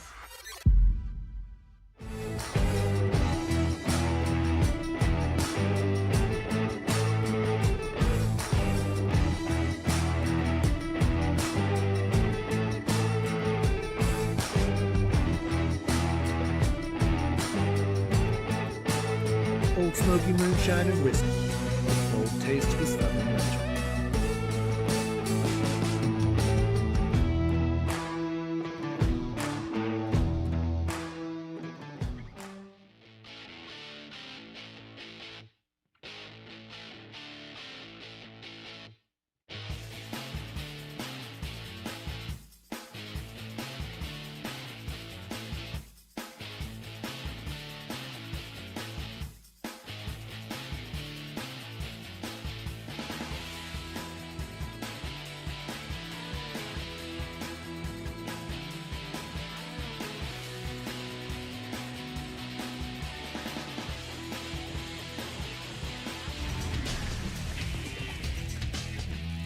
Just like that, final hours here, Wednesday edition. Hot Mike with Hutton Withrow across the OutKick network. Show has flown by today. It has. It has. Looked up, and there we are, 2 hours down. An hour to go until the weekend. Yeah. Well, weekend's already here. It's Christmas vacation for many. You're right. You're right. We say it's the weekend. Chad declared this at the beginning of football season. I don't have any problem with it. Weekend starts on Thursday with football being played. They play Christmas movies out on the huge, gigantic screen, biggest one in Nashville, both indoor and outdoor here at 6th and Peabody. And we signed off yesterday, and in the bar area, Home Alone 2, Lost in New York, was playing. Yep. Hutton, Home Alone is the one Christmas movie you watch annually. Is that right? It doesn't. I don't have to watch it at Christmas. If it's on, I'm turning it on. Yeah, that's one that I'm now craving watching that movie, and I've not done it this Christmas time, but I will before Christmas because I saw today a post from the New York Times that was speculating just how rich the McAllister family was. Based on the home? the hints in the movie, how they targeted that home in a rich neighborhood in Winnetka, Illinois, which is one of the richest towns, one of the richest zip codes in America, is an upper crust area, north side of Chicago. And it's basically like they're top 1%. They're top 1%. They're not super wealthy, but in America, they're top 1%. It's fascinating. And now I want to watch it for all these clues about just how rich they were. Have you plenty seen of cash on them at all times? There's the theory that Kevin McAllister's dad was a accountant for the mob. Yeah, I've seen that one that Frank also was somehow connected. And then there's the other brother they reference. They go to Paris, and the mom said, "Is it Rob? Maybe that Uncle Rob paid for all the tickets." So he's very wealthy because he also has an apartment in Paris that has a view of the Eiffel Tower that can fit the entire family in. And then so that cost a little bit of money. Who's renovating the condo in New York? Was that Rob also? I think so. I think Rob had a place in New York. It's another. So Rob had a place in New York and Paris with a view of the Eiffel Tower. But they're in Florida. That was a gigantic one. Yeah. No. Yeah. They go to Florida. Yeah, that's right. Home Alone. They originally go to Paris. Home Alone 2, they're in Florida. Yeah. That's just. But it's funny. I love the connecting with the spider web there. It's hilarious because they're like, we're going to go to Global Economist, and they go to these different people who are professors of economy and all these different things that are looking at just how much money they made in 1990 to afford what they had. Ryan Albany's one of our producers here. He went, and he's been with us a long time helping us with the show even prior to joining OutKick. He's got a YouTube channel where he goes and sees the sets where these things. He went to the home of Home Alone. Jetting, I think is what it's called. And for people that go and tour the movie sets and TV sets. And went to that home, the suburbs of Chicago. Yeah. I don't know if it's this owner or the previous owner who hated the... People would go and take photos. Exactly. Those just like Ryan who would go and do, a video series on something like this. Like, I would think if you're buying that home, that comes with the territory. I would think. I would think so. And then if it was such a problem, once you realize, oh, this is the home from Home Alone, and you realize people are taking photos of it, you sell it. Then you probably start to get a moving plan at that point. If you would you want to live in a home like that? One that's like photographed? No, the ones that at any time of day or night, people are driving by because they're in town and they're like, oh, let's go see the Home Alone home. I mean, absolutely not. Me either. I would not buy that home for that reason. Unless I was going to set up some sort of tour where I make money off of it and I don't live there and it becomes a museum, I'm not buying a home like that. Do not sign me up for that. Going to the movies. Visiting locations from our favorite films. Yeah, he does a great job with that. I'm always fascinated to see the different spots he goes to. He's doing something with Lords of Dogtown, I think, the skateboarding movie. Ryan Albany's a huge skate or die type guy, big skater. Big so thrasher. He celebrates all things skate culture. See, in high school, that was a thrasher. Thrasher? That's what we referred to them. Yeah, the skaters. There was that was just what, like, you were a part of the Abercrombie and Fitch Army. Yeah. You were a thrasher. See, they were just preppy. Redneck. You had preppy. You had redneck. The thrasher in your world would have just qualified as freaks. No, not like that. Like thrasher was like. They would all, like, if you wore Vans and you had the certain jeans and you were into skateboarding. Yeah. You were also really into Kurt Cobain and Nirvana. And then that's what high school kids just call you freaks at that point. Well, everyone was kind of into Kurt Cobain, though. Everyone's into Nirvana and that. Yeah, some more than others. Yes. I remember in middle school when he died, there were people who had to leave school. They were so distraught. Teachers or? No, all the kids. It was like 13-year-old girls that had to leave school. Really? Yeah. And they would have qualified as freaks. In our era where couldn't get out of... That was our You got on the vocabulary 23rd of December for Christmas break, but you got to get... Oh, no, I'm saying they were crying. Like they couldn't go to class. I remember it well. News got around like around lunchtime, and they showed up at school and couldn't go through the school day. They were so distraught. These were the... It was like the day Kennedy got assassinated. These were the older weird people. These were the weird kids, not the cool kids. It was flipped for me. The cool kids were like that. If you could get out of school because you were cool enough to... they were like cool in their own pop culture setting. thing. You know, it was all... I went to a big school, so they all kind of... You found your little community. Yeah. So they were cool in what we would term them as the freak community. They all fell in that. Skateboarders, Nirvana worshipers. Now they're buying 2 seats on the Southwest flight. Later, Marilyn Manson became big to this community. Post Columbine, they had to stop wearing trench coats, but they were wearing trench coats. So that was different than Thrashers. Before that was trench coat mafia, is what that was. Yeah. Your school got way more specific than we did. We were much more broad brush. Much more diverse, I guess. Much more broad brush was what we were. You could check out the diverse selection at the OutKick store, the new and improved OutKick store. Finally live, stock up on golf polos, T-shirts, hats, and more. Shop.outkick.com. Chad, real sports going away. And Adria Kramer joined us a couple of weeks ago. And the final episode of Real Sports, you have seen the sign-off edition with Bryant Gumbel. What did you think? And how was it handled from his end on this stand? Long form, investigative, hard hitting, capital J journalism is going away. It was really good, and there was a big effort, I think, over the course of the show. So every end of the year, and I've watched the show since really it's been around. I've probably seen at least pieces out of all of them that I wanted to see. They did it in a way that they always do at the end of the year with this roundtable discussion with all the reporters and the correspondents about their favorite things. But the way they did it was really cool. It was an hour and a half instead of an hour. And they went into different pieces of it.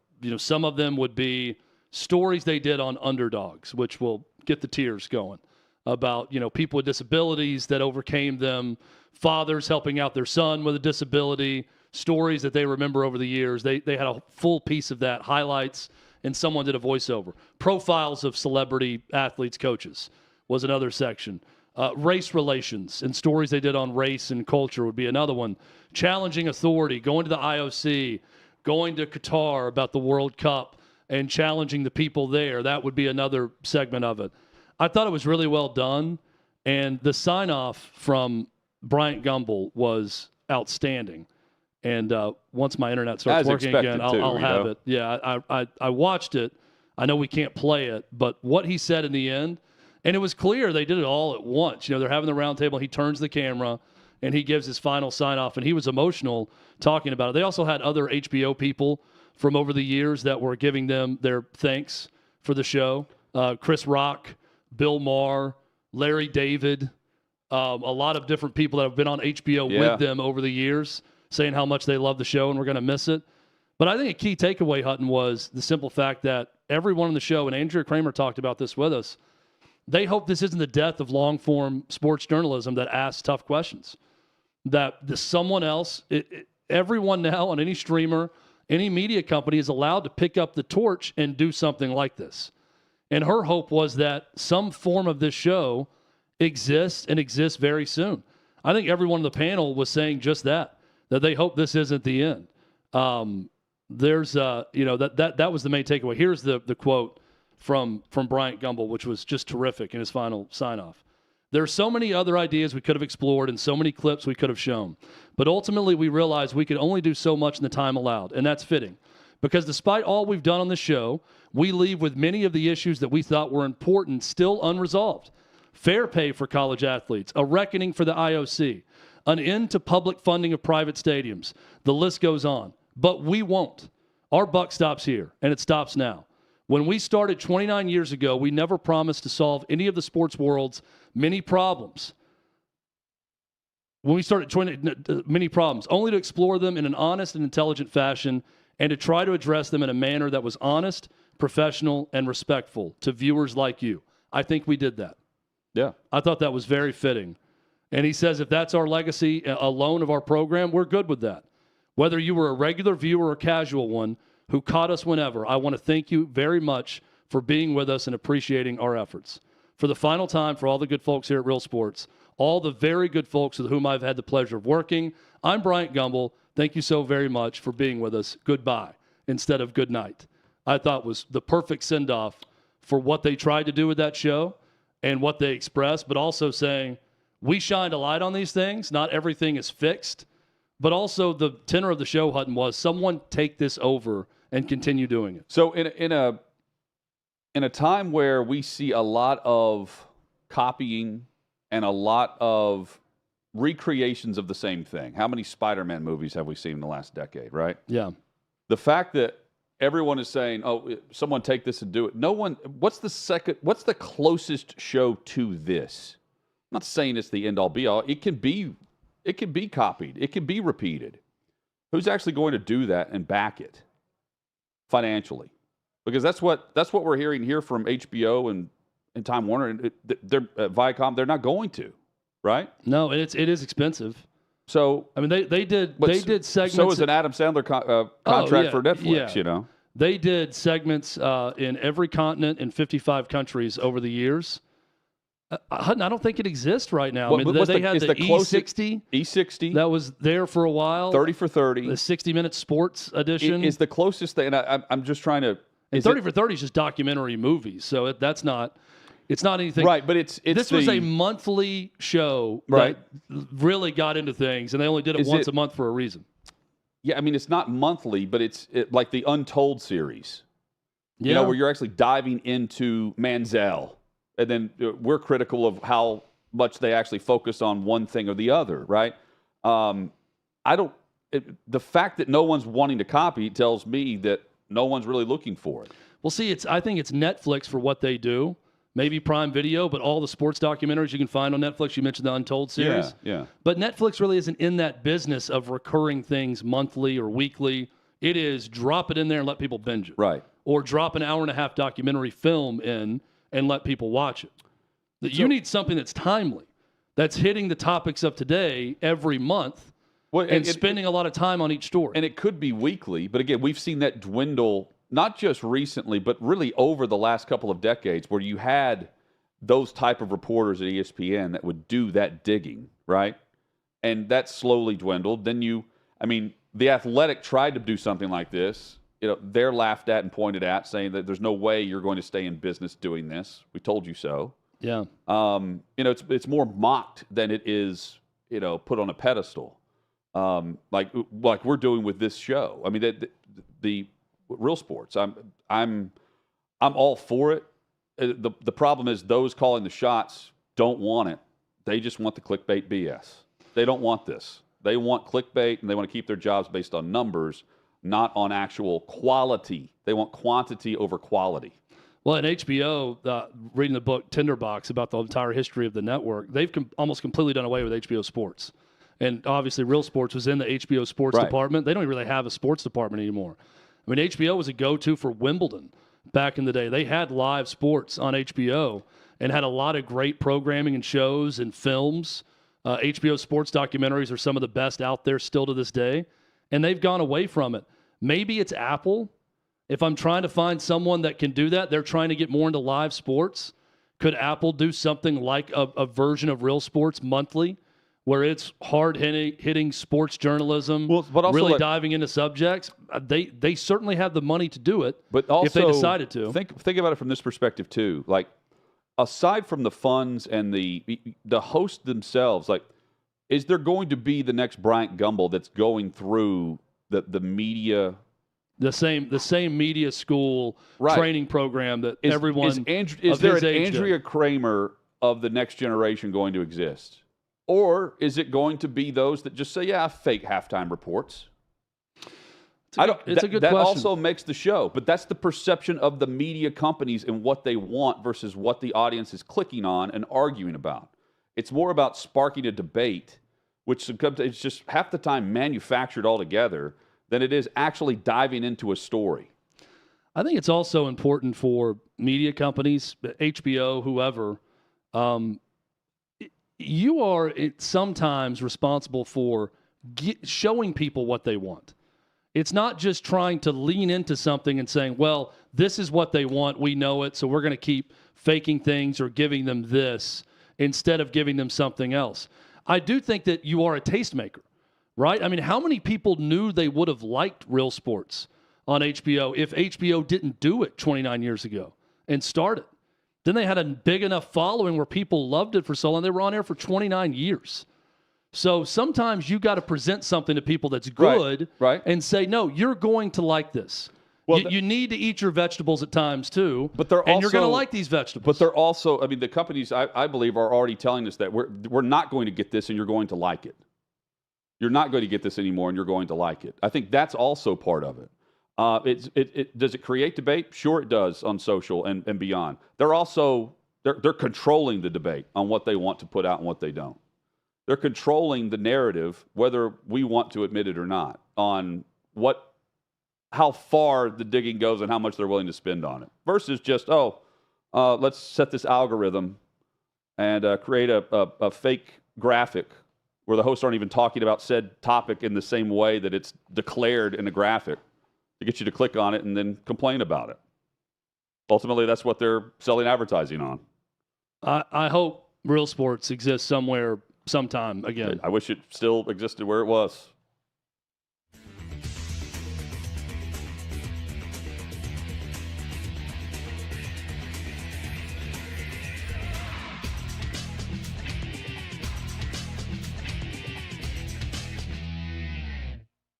It depends on certain things, but I feel like now it's like a teammate. Like, that should be your partner, your teammate. Like, I'm not cleaning all the house all the time because I'm not your mom. I agree. We're double income, no kids, so I really like a partnership, but I don't want to take the trash out. Yeah. So he's going to have to do that. She takes the kids, I provide. Very traditional. Okay. Yes. Do you think that more young people should do that? Yes, very much so. What is it about like a motherly quality that you like? It's worked for thousands of years and it still works today. I like being girly. I'm a girl and I like being girly, so I like traditional to girls. Okay, well, according to the 7 Hermetic principles, one of those being the law of gender, or to say gender manifests on all levels, mental, physical, spiritual, emotional, all levels.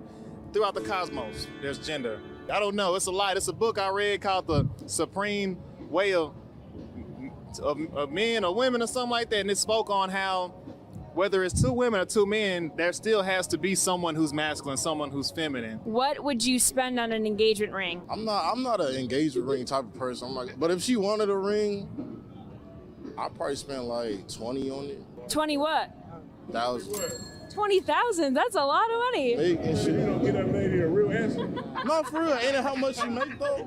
Price, I didn't really care. Size, absolutely. Had to be big enough it could be seen, and I didn't want like a basic ring. I wanted like eclectic, like vintage looking. Okay. So we did a custom order to do my ring. I didn't have a preference. I just had a gold preference, and he kind of took it from there. And you trusted him. Did he crush it? Oh yeah, he crushed it. I've been spoiled thus far, and so I don't think I could ever go back from what I received last time. Okay, so high standards. That's good. What are the standards? Okay, it was 5 carats. Okay. And it was beautiful. Mine was way too expensive. What's way too expensive? Like $45,000. Okay. Wow. You probably went with a real diamond. Very much so, yeah. Do you think that that's kind of a flex for the guy? Like, is the engagement ring, is the engagement ring only for the girl, or do you get to watch other people look at your girl's ring? Solely for the girl. Solely for the girl. You don't get any enjoyment? Couldn't care less. Red flags in dating, because obviously you found each other. Did you have any icks that you overlooked, or is he perfect? No, he's perfect. We had a nice night out at the bar. Fought over a toy shark, and that's how it all got started. What don't you like? Red flags?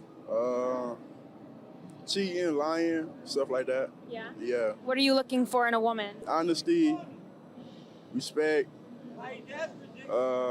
in love for herself. Some green flags are loyalty and trustworthy, red flags are seeking attention from other women? Jealousy, probably biggest thing, especially being around other girls all the time and having other girlfriends. That would be the number one thing, is jealousy. Red flag is they're on their phone too much. Green flag is they're on their phone a lot with you. Well, look for loyalty. That's it. I'm 24, so it's hard to come across that like when you're young. So that's really all I look for, really, honestly. What were deal breakers? If she was broke, I know that sounds crazy, but for real, if she was broke, cause like it's like, yeah, like I don't want to take care of a motherfucker. Like I want to equal.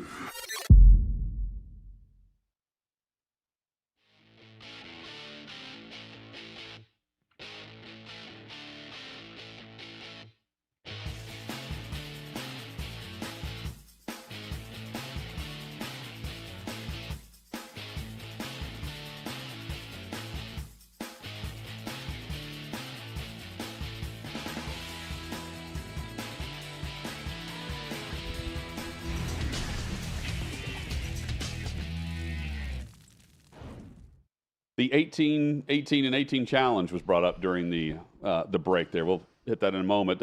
OutKick Network, Hot Mike with Hutton and Withrow. I thought he was saying the 18-18 challenge, like the year. I'm thinking, is it? Oh, you're like safe passage across the Atlantic without getting scurvy? Is that the 18-18 challenge? Lock yourself in a box. Not bringing the plague. Sail across. No, what the 18-18 challenge? Not dying was. of syphilis. Man, so many people had STDs back in the day. Crazy. Yes. Like one stray encounter, and you were done for back in the day. Yeah. Meet someone with a merkin, and you were screwed. Right here in Nashville, Tennessee. Little known fact, Hutton. Nashville, Tennessee was the first place in America where prostitution was legalized. It was during Northern occupation during the Civil War because so many Union soldiers, right over here on Broadway at the time, Smokey's Row, it was called, on the Cumberland River, they had prostitutes everywhere. They did. And the soldiers were getting syphilis and other problems with the prostitutes, mingling with them, that they made it legal, but you had to pay a tax and you had to have different forms to do it. So, in essence, it was the first time prostitution was legalized and sanctioned in the U.S. And it was because of Northern occupation in Nashville, Tennessee. And I mean, learn something every day on the show. So many died during the Civil War, but so many died of STDs as well. Yeah. Picking that up while stationed or based at a city next to a river or a railroad. They didn't really have sex ed back in the day where they could scare you with those things either. So certainly did not. Really putting your life in your hands every time. Starting January 3rd, the only place to catch OutKick's original Fearless shows live will be on our website, OutKick.com. OutKick.com/watch. This is where you'll be able to check out all the live unfiltered content. Head to Watch tab at OutKick.com, and you can catch everything else on YouTube on demand. One-stop shop for all things OutKick, OutKick.com/watch. So, Davey, what is the 18, 18, and 18 challenge? So what you will do is you will go to a golf course and you'll play 18 rounds. But while you're playing those 18 rounds... Or 18 holes. Sorry, yeah, not 18 rounds, 18 holes of golf. golf. That changes my yes, answer to that this. would change it. No, that would make it much more difficult. Yes, no, just 18 holes, but you're also eating 18 hot dogs during that time frame and drinking 18 beers. I would not be able to do this. Now, I think you could drink the 18 beers. I don't think you could have the hot dogs. Colin and Tyler were just, this is child's play. We do this on anytime we go out for a round. 18 beers over 18 holes is tough. You're not counting the par threes. Well, the bread intake on 18 hot dogs also tough. The par threes, I mean, you give me 18 Coors Lights, I'm done for. Well, I mean, if I just had the Frank of the hot dog, I could easily do that 18 times over 18 holes. Yeah. The bread, the bun consistency is what's going to fill you up also. It's one of those that you hear it, and it sounds... How many puke and rallies are happening It sounds just doable enough to where you consider that maybe you could do it. What's more... But it's also one of those, it's like the gallon of milk in a certain amount of time. I think it's physically impossible. I think someone has figured out, there's doctors that have figured out physically impossible to pull this off. Let's try to challenge people to do it anyways. Now, in the middle of spring or just as it's about to turn to fall, 18 holes could take you about 5 hours on some of these courses. Slow play. I'm also factoring in the fact that, I mean, if you're trying to get this in 4 hours or less, there's no way you're accomplishing this. And I think the more difficult part, just spitballing here, would be the hot dogs more than the beer, because you're going to sweat out the beer, right? Oh, you would have a hard time with any food challenge, given how little you eat. No, I'm saying for anyone. I'm saying for anyone. The hot dogs would trip you up before the beers. But I'm saying for anyone. I think the beers would trip me up before before the hot dog. You're outside sweating. So you're. Oh, you could do it in a 65-degree time of year. Do you pull like the Joey Chestnut where he'll dip his hot dogs in the water as he's trying to get them down? You do that with the beer? See, that's so much Absolutely for not. speed that I don't know that speed is the right route to go in this game. He'll get to a certain point though where it's got to be like a Dave, you were no athlete like Joey well, Chestnut see, like is. it's a chomp on a Just hot athlete. dog every stroke. Chomp on a hot dog, a little chug of a beer. Next stroke, chomp on a hot dog, chug of a beer, and then complete it step by step over the course of your round.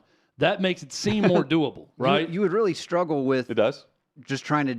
You definitely need to space out the drinking, but would you just try to eat the 18 hot dogs as soon as you get started to just go ahead and then try to power through after that? Well, also the amount of strokes you're taking going up and up and up, the drunker you get over the course of the round. If you eat 18 hot dogs, you're not getting in 18 beers. Yeah, I think it's something that's medically impossible. Do you know people of have figured out, but they're challenging people to do it anyways. There was one guy. He dressed up like one man. They were Will talking Compton about it. was his name. I just came across it.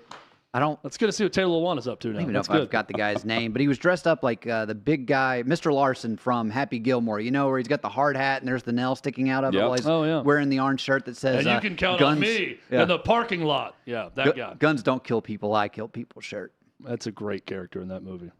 That's two thus far, shooter. I think it's what he says to him after the second stroke. Well, maybe we should have someone at OutKick try it. I nominate Davey.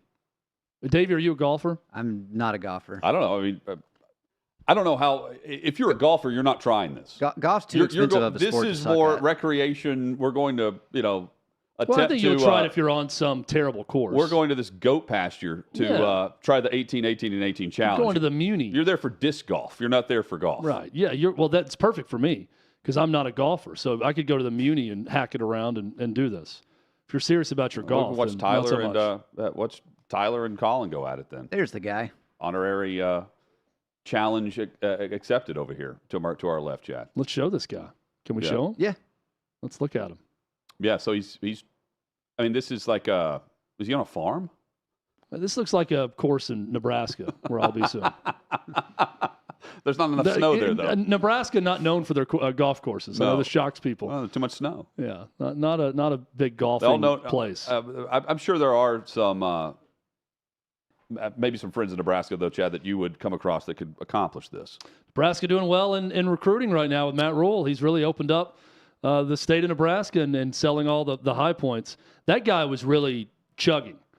I think he was going more for speed just to get it down quickly, process it, and then move on to the next hole. Yeah. Do you guys remember, or did you ever watch It's Always Sunny in Philadelphia? I'm a huge fan of that show. Dennis Reynolds is one of the greatest TV characters of all time. The gang beats Wade Boggs' record. Oh, yeah. On the flight? We did try that, me and my friend group. And every time you finish a beer, somebody's like the official commissioner, and they give you like a tally on a white Hanes T-shirt. How many beers is it, the Wade Boggs Challenge, on a flight? And it's a flight from where to where?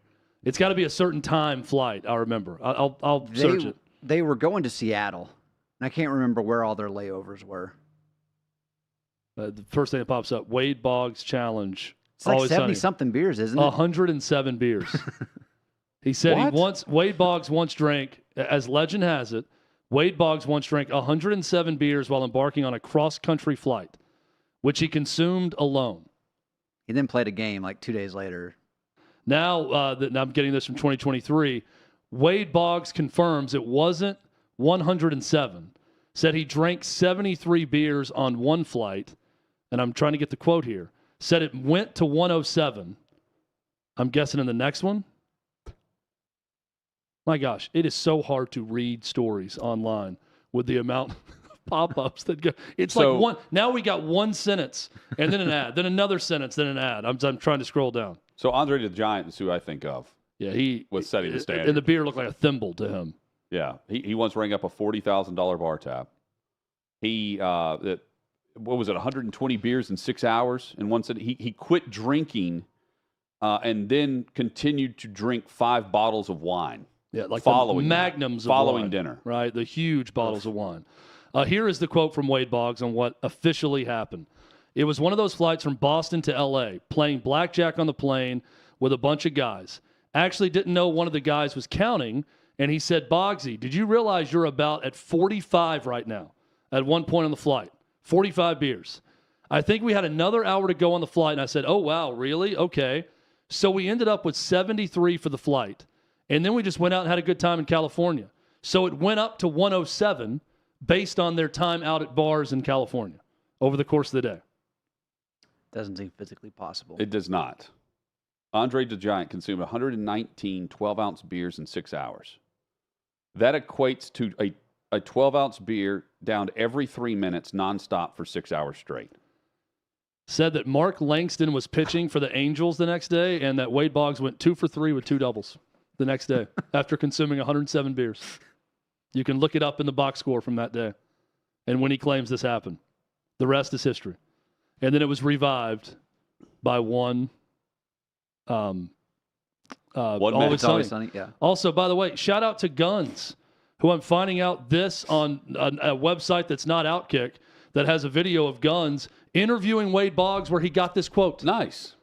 Exclusive. I spoke with Wade Gun Boggs show. about it. He really drank 60-plus beers in a flight. There it is. Look, Guns got the interview.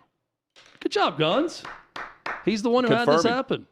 There's the new Real Sports right there. Guns could be a great Bryant Gumbel. I see Guns and I immediately think Bryant Gumbel. Not Leslie Visser? Similar gravitas. Not Leslie Visser or No. Andrea Kramer or... Leslie Visser, who one time, one of our cohorts, Paul PK, asked one of the worst questions ever to anyone to elicit an awful response. What was the exact question that was asked the Super Bowl to Leslie Visser while she was on with us? Something about something about retiring or something. How right? do you do this job looking like you do? Yeah, how they...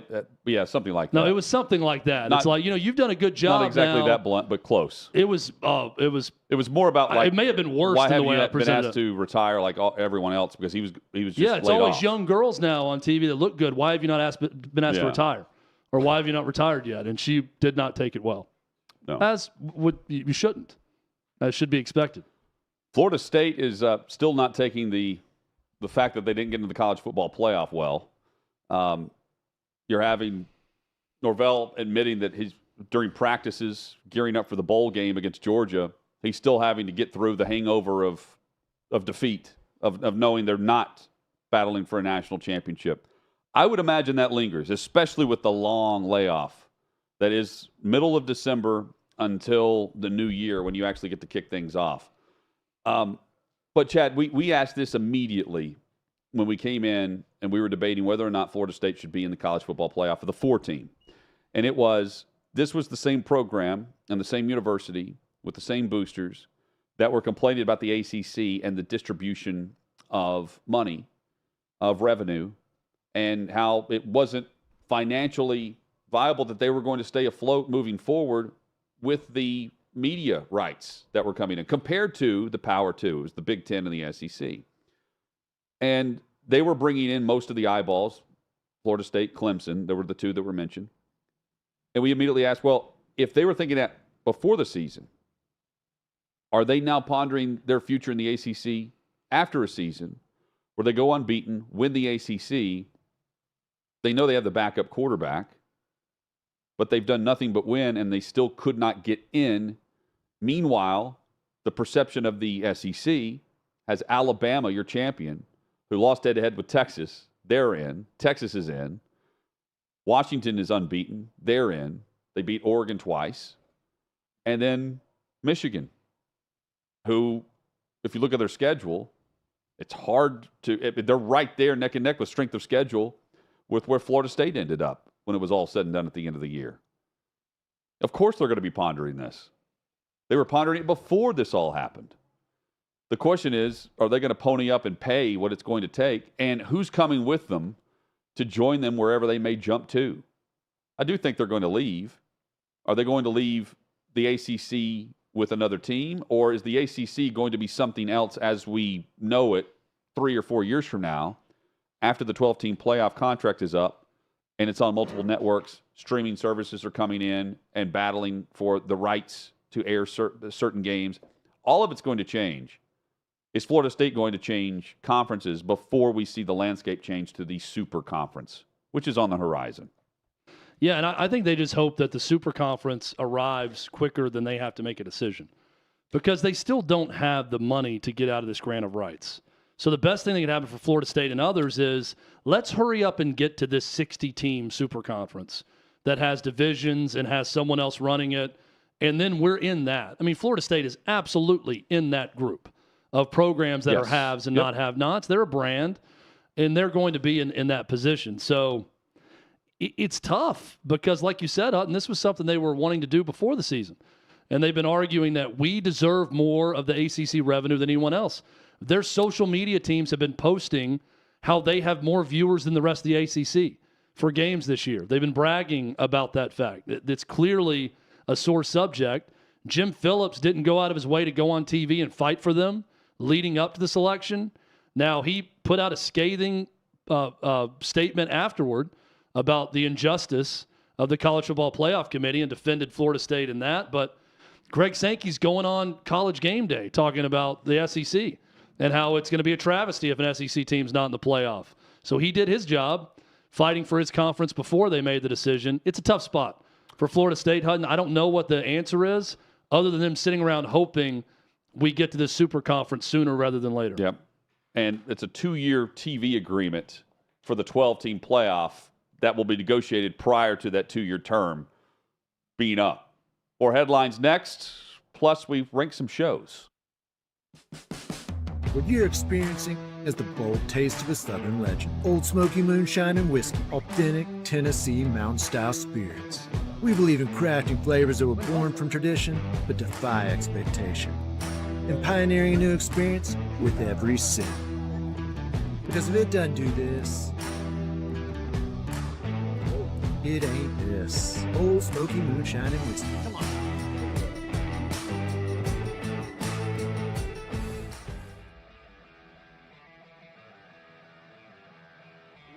Welcome into OutKick the show. I am Clay Travis, your fearless leader. I am going to continue to argue that sports is one of the great unifying forces in all of American life. ESPN is a sinking ship. Democrats are now the party of the white, woke college graduate.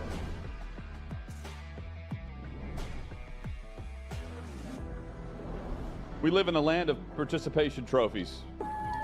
You gotta lean into the turns. You really gotta lean into the turns. When Leah Thomas walked in that first day, it got silent, and every girl was uncomfortable. Very difficult to go back-to-back years in the NFL with the number 1 overall pick. Is it fair for people to be upset with Barbie? I've been out of LA long enough to have forgotten that libs, no matter how ridiculous the scenario, are gonna lib. Another week of inflation, another week with Biden with COVID, and another set of losers to crown. People don't watch the WNBA on TV, in person, on a plane, on a train, on a bus, or on purpose. I mean, what have you seen firsthand of how this has affected you in the plant and your fellow employees? Under Joe Biden, the Taliban has retaken Afghanistan. Putin has invaded Ukraine. So if there was ever a time for freaking aliens to inhabit and conquer Earth, now would be that time. We've seen coaches throw water bottles. We've seen coaches act like idiots. We've seen coaches slap other coaches. But I think if you're involved in carjacking, you're inherently a rotten human. The level of stupid that sometimes gets on our YouTube chat just gives me a headache. You're born a male, play with males. You're born a female, play with females. Don't at me about it. The American people are being cheated. We, ladies and gentlemen, are being cheated. I made the call to end the Me Too movement, and today I'm going to continue making that case. And that's just a way to further taunt these women, to make them feel less than, to make them realize that this has just become a big joke. Deion Sanders is the Donald Trump of football. We were directly impacted by the whole Leah Thomas thing, and we were able to see you guys on the ground with your signs supporting. that was huge. They were saying, oh, it's only 1 or 2. That's rubbish, and we all know that's rubbish. Once those trans-identifying males were able to succeed, it just encouraged others.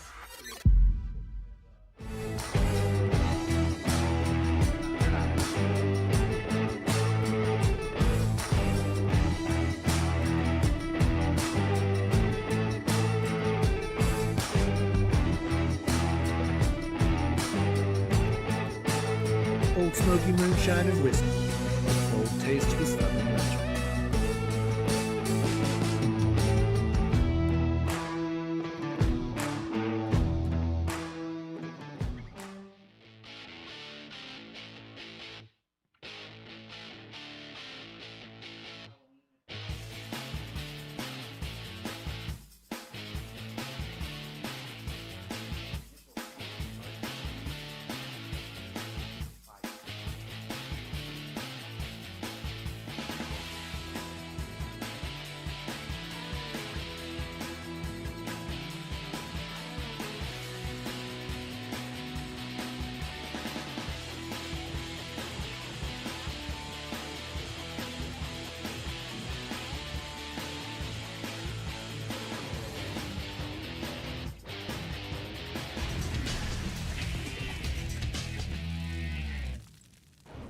Thanks to John Fanta and Michael McHenry for joining us earlier in the show. You missed portions of that. You can catch it on our YouTube page. Just search out OutKick, available there. On demand or live. You can catch us there up until January 3rd, then live at outkick.com/watch. John Morant returned from his 25-game suspension and, well, won the game for Memphis. He had 34 points at the game-winning layup. They haven't had a lot of wins this year either without him. No, they snapped a five-game losing streak for the Grizz. John Morant shows up, and when he's on the court, he's balling out. Good for him. Have the courts returned to normal status since that in-season tournament, which I thought every court was an absolute abomination? Yes. They've returned to normal form? Well, they weren't always – they didn't always look like that game to game. It was like very – No, they did it for the tournament, and then it was right, but it wasn't every single – it was random. It felt like randomness, just like the tournament did, for that matter. Not every highlight had the same court layout. You know what I mean? Yeah. Not, like the NCAA tournament, it all kind of looks the same. Yeah. I know the color schemes and things are different. You could do it. You could personalize it, but some courts just look like they always look. Oh, so not everyone did the special in-season tournament? They may have, but they didn't do it on a continuing basis, at least from the highlights I would watch. I mean, this isn't the time of year, Chad, where I sit down and watch NBA hoops. My 3-minute warning, I need the game within 10 points with 3 minutes to go. I don't enact that until Christmas. Get ready for the most old man of old man NBA takes. I have a hard time with the NBA because they have uniforms that are the team's color at home and not white uniforms at home. Oh, when they went away from this 2 or 3 years ago, I hate it. I hate it. The NFL is getting kind of like that. Football, you wear colors at home. Well, right, and the visiting team wears white. That's the way it should be. The home team gets to choose. I know the home team gets to choose. I hate that too, but I like NFL better than the NBA, noted. But at least there's a choice, and most teams still wear. The Cowboys, I know there's some, LSU in football likes to wear their white at all times. Yeah, but the Raiders, if they're on the road in September, they're going to be in their black. Yeah, there are exceptions that like to wear the different colors at home and away, but they're going to be told to wear the dark uniform. In football, home team wears the color, visiting team wears white. And in basketball, home team wears white uniform, visiting team wears their color uniform. Chad, what do you think about schools or college basketball now allowing numbers above 5 to be used again? Say that again? So college basketball is now kind of like adopted the NBA policy where you can have a number be 27 or 39. Numbers above 5. Yeah, they end in 5. They end in 5. Oh, I got you. So 30 through 35. Like I was 34 at one year in high school. Yeah. You're saying the last digit above 5. I'm thinking there's a lot of numbers that are above 5 in basketball. I don't care. I don't care what number someone has on. That doesn't bother me. But fundamentally shifting the home team and what they wear, I don't like that move. There's too many uniforms in a lot of sports now, too. Yeah. I don't even know what the home uniform is. Well, there's also so much change with some that we watch, NBA games will be on here at 6 and Peabody. Yeah. I go out there and I'll take a glance. I have no clue who the hell's playing right now. Right. I don't. That's the Charlotte Hornets. Since when were the Charlotte Hornets red? I mean, there are uniform colors that make no sense across the NBA. I hate it. Oh, what court is that? Oh, that's where is that? That's the San Antonio Spurs. That green court that we're looking at right now. We're watching the Bucks play right now. That's the Celtics are now silver and black. Who knew? Must be the tournament. Man, this is awesome. And the Celtics wear the black uniform way too much. You're the Celtics. Wear your green and white. Wear your white and green at home. Yes. It's a classic uniform. You're right. Don't get me started, Hudden. Some classic television shows ranked by Variety, Chad. You and Davey, when I arrived today, you pouring through the top 100 greatest TV shows of all time. What stands out to you? Let's go through the top 15, and let's just all state. Is this more about who's there or who's not there? Which show's there or not there? I haven't, honestly, I've not studied the entire list yet to have a problem with who's not there. Let's just look at the top 15. Okay. And let's all state whether or not we've watched all of these shows or a show or how familiar we are with it, okay? Yep. Number 15, Saturday Night Live. Of course. We've all seen clips. We've all watched, right? We were watching clips before the show. Much less than now than before. But yeah, one of the funniest things that it's not always great on SNL anymore, but one of the funniest things they do is the joke swap between Michael Che and Colin Jost. Hud and I have interviewed Colin Jost in studio before. That at the end of the year where they write jokes for the other one to read for the first time on air. Hilarious. We were watching that before the show today. Number 14, The Twilight Zone. Aired originally from 1959 to 1964 on CBS. We are all familiar with this show, right? It's a classic. May have seen one show on like TV Land or something. I don't know. I feel like I've read Wikipedia descriptions of episodes. Everyone has heard of this, and if you haven't seen it, you've watched a show that was right. It's inspired by Twilight Zone or another version of it or whatever. Don't know that I watched a full episode, but I've read Wikipedia descriptions about episodes, and it's a classic. 13, Succession. One of my favorite shows the last 10 years. In the top 15. I have started Succession. It is fantastic. Davey? I've yet to watch it. I know you've been on me about that one. My HBO comes and goes. It's only 4 seasons, too. It had a good, quick run that was no letdown, no layoff because it was such a short-lived show. Number 12, Sesame Street. Yes, of course. Familiar. I've seen it. All seen Were it. you guys fans of that as kids? Like that? I don't know. For me, it wasn't entertaining. I remember being a fan of Bert and Ernie. I don't know that I was big into any of the other characters on the show. The Count scared me to death. I had some Bert and Ernie like stuffed animals and books around the house when I was a kid. That's where my memory of Sesame Street really ends. It was on. If I was at my grandmother's house, it was on. I had a younger brother and younger sister, so it was on. Number 11, Cheers. Classic NBC sitcom. Yep. Ted Danson and Sam Malone. Woody Harrelson's start in show business on the show. Davey? Agreed. One of the funnier things I think about Cheers is I think everybody in that picture, like that you see from the main cast, are supposed to be like 35 years old, and yet they all look like they're 55. Well, when you're a kid, I mean, Kelsey Grammer still looks great, and this is 1982 when the show started, and I'm seeing this picture, I'm like, yeah, he wasn't that old, even though the hair was starting to go at that point for him. Number 10, Roots. Who here has watched Roots? Read the Alex Haley book, Roots? No. 1977 now. I read Honors English 8th grade. We read Roots and had to do a book report over it. I've read it. Got to be honest, have not seen the miniseries. It's also interesting how they do this because they have limited series, miniseries lumped in with shows that ran for 20 years in some cases, 40 years in some instances. 60 Minutes is on this list in the top 20. And they've been running for 50, 60 years, I think, at this point. What number were we on? We're on number 9. Number 9? 9 will be next. The Mary Tyler Moore Show. I've never watched it. Yes, I've seen it. I've seen it on syndication. Seen an episode. I don't think I've gotten into the plot points of the show yet, but I have seen it. Syndication, of course. But yeah, I have. If we're going, I didn't watch it live. I want to be clear with the audience. I'm not old enough to see it live. If I've just simply watched the show, the answer is yes. Number 8, Seinfeld. Yes. Absolute classic. Seen every episode of Seinfeld, but I'll still catch occasionally. I'll go to one that's on TBS or something, and I don't remember anything about it. So it makes me doubt that I've actually seen all the shows because I'll see some that, man, this is not one that I ever recall seeing any of the plots in it. Number 7, Hutton and I are a definitive yes on this one. Davey, have you watched The Wire? I have watched the entire first season.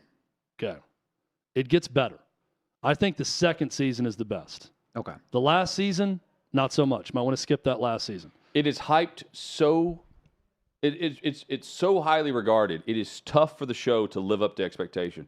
I binged The Wire during COVID while we're broadcasting from home, and I'm judging it based on what I have been told, which everyone raves about it.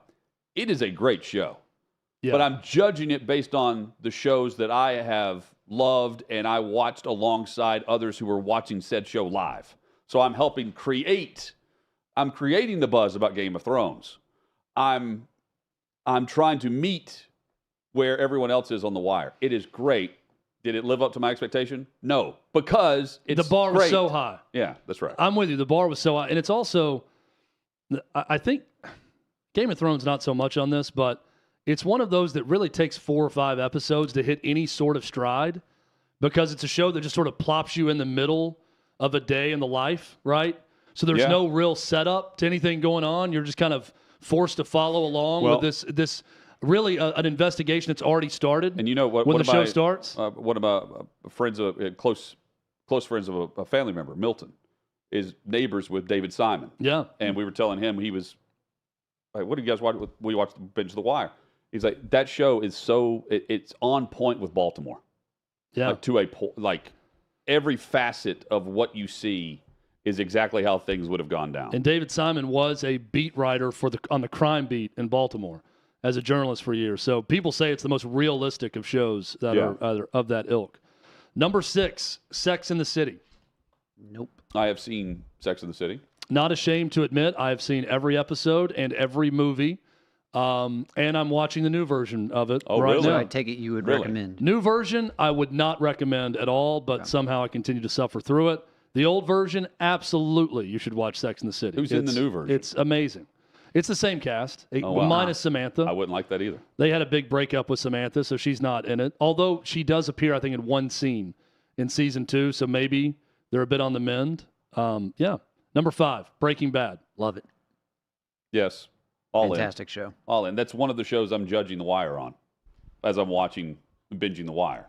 And Breaking Bad is better, as it is on this list, too. I would agree.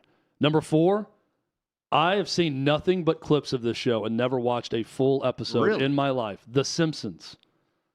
Oh, I've obviously seen, familiar with it. I've never watched a full episode. I've seen tons of clips. I know characters from the show, but I've never sat down and watched an episode. Well, the Simpsons already did it, but I get it. But there's so many other shows that were inspired by The Simpsons that I prefer over The Simpsons. It annoys me if I walk in and there's a Simpsons episode on and I'm trying to figure out the end of the game, the NFL game, and The Simpsons are already on. I wouldn't recommend I'm not sticking with it. Anything past 2005 for The Simpsons. Started in 1989, The Simpsons. They really hit their stride from 95 to 2002. How they predict things is crazy. I have a hard time, you guys know this, I have a hard time with animation. Even though I think every South Park clip you guys have ever played for me is absolutely hilarious. I think South Park I have a hard time with animation. On this list. 58th. That's good. That's a good spot for them. Number 3, The Sopranos. I've seen every episode. I've never watched it. That's a good one for you to watch, Dave. Yeah. I try to give you suggestions that I think you would like. I think you'll really like Sopranos. No, I'm with you. Another one, though, that I feel like it's kind of an HBO thing. It takes 4 or 5 episodes to really get in a rhythm with the characters in the show. Shows now will hit you right with a sledgehammer in the first episode. You're right. There is a rhythm to it. Chad hated me for this. There was a couple of places like Ozark. I didn't finish Ozark. I was probably 3 or 4 episodes before the final season released, and I never actually caught up, and now I have. But Sopranos, same way. I knew the finale to The Sopranos before I'd even Don't Stop Believing on the Jukebox? Before I'd even started the season. So did I catch up? Not nearly as fast as what I should have done or what I would have done had I not known the finale. Speaking of a show that got a certain rhythm to it, and that rhythm is very slow, but once you get into it, it's very good. Mad Men, I've seen every episode, love it. You guys? That took a while for me to get into it. Yeah. It's very good. I've Don not watched Draper is that high on this list, though? Don Draper is one of the greatest characters here. ever. I agree. I love the show. I think 2 is way too high for that. Way too high. Number 1, I get for the impact it has on all of television. I've seen episodes of this. I've seen clips, but not a lot. I love Lucy, number 1 all time. Davey, big fan? I've seen a lot of episodes. I mean, Oh, you have seen a lot of episodes. Yeah, I mean, growing up, I mean, that's something like my grandparents would have on. Same. I'm not going to. My grandparents had an Andy Griffith show on. Andy Griffith. Yeah, That's that was all we another watched. staple. All in the Family. All in the Family is another one. It's a good one. I think that was like 18th on the list. Okay. All in the Family. Let's Gilligan's see. Island. Golden Girls was another one that was always on. Golden Girls. My grandmother, my Nana, loved Golden Girls. So did I. That's got to be on this list, too. Golden Girls has to be somewhere. Sanford and Son. I was thrilled, Hutton, to see that Lost, my favorite show of all time, at least was in the top 40. Where was Game of Thrones? Game of Thrones was 21, Davey, I think. I got to go back and look. Right. It's Monday Night Raw wasn't on here anywhere? Internet's a struggle today. The longest running episodic, whatever they want to I float out there? don't think that was... Where is Stone Cold Steve Austin on this list? I don't know that one qualified for this list. Back at it tomorrow, 3 o'clock Eastern. How about with Hutton Withrow across the OutKick Network?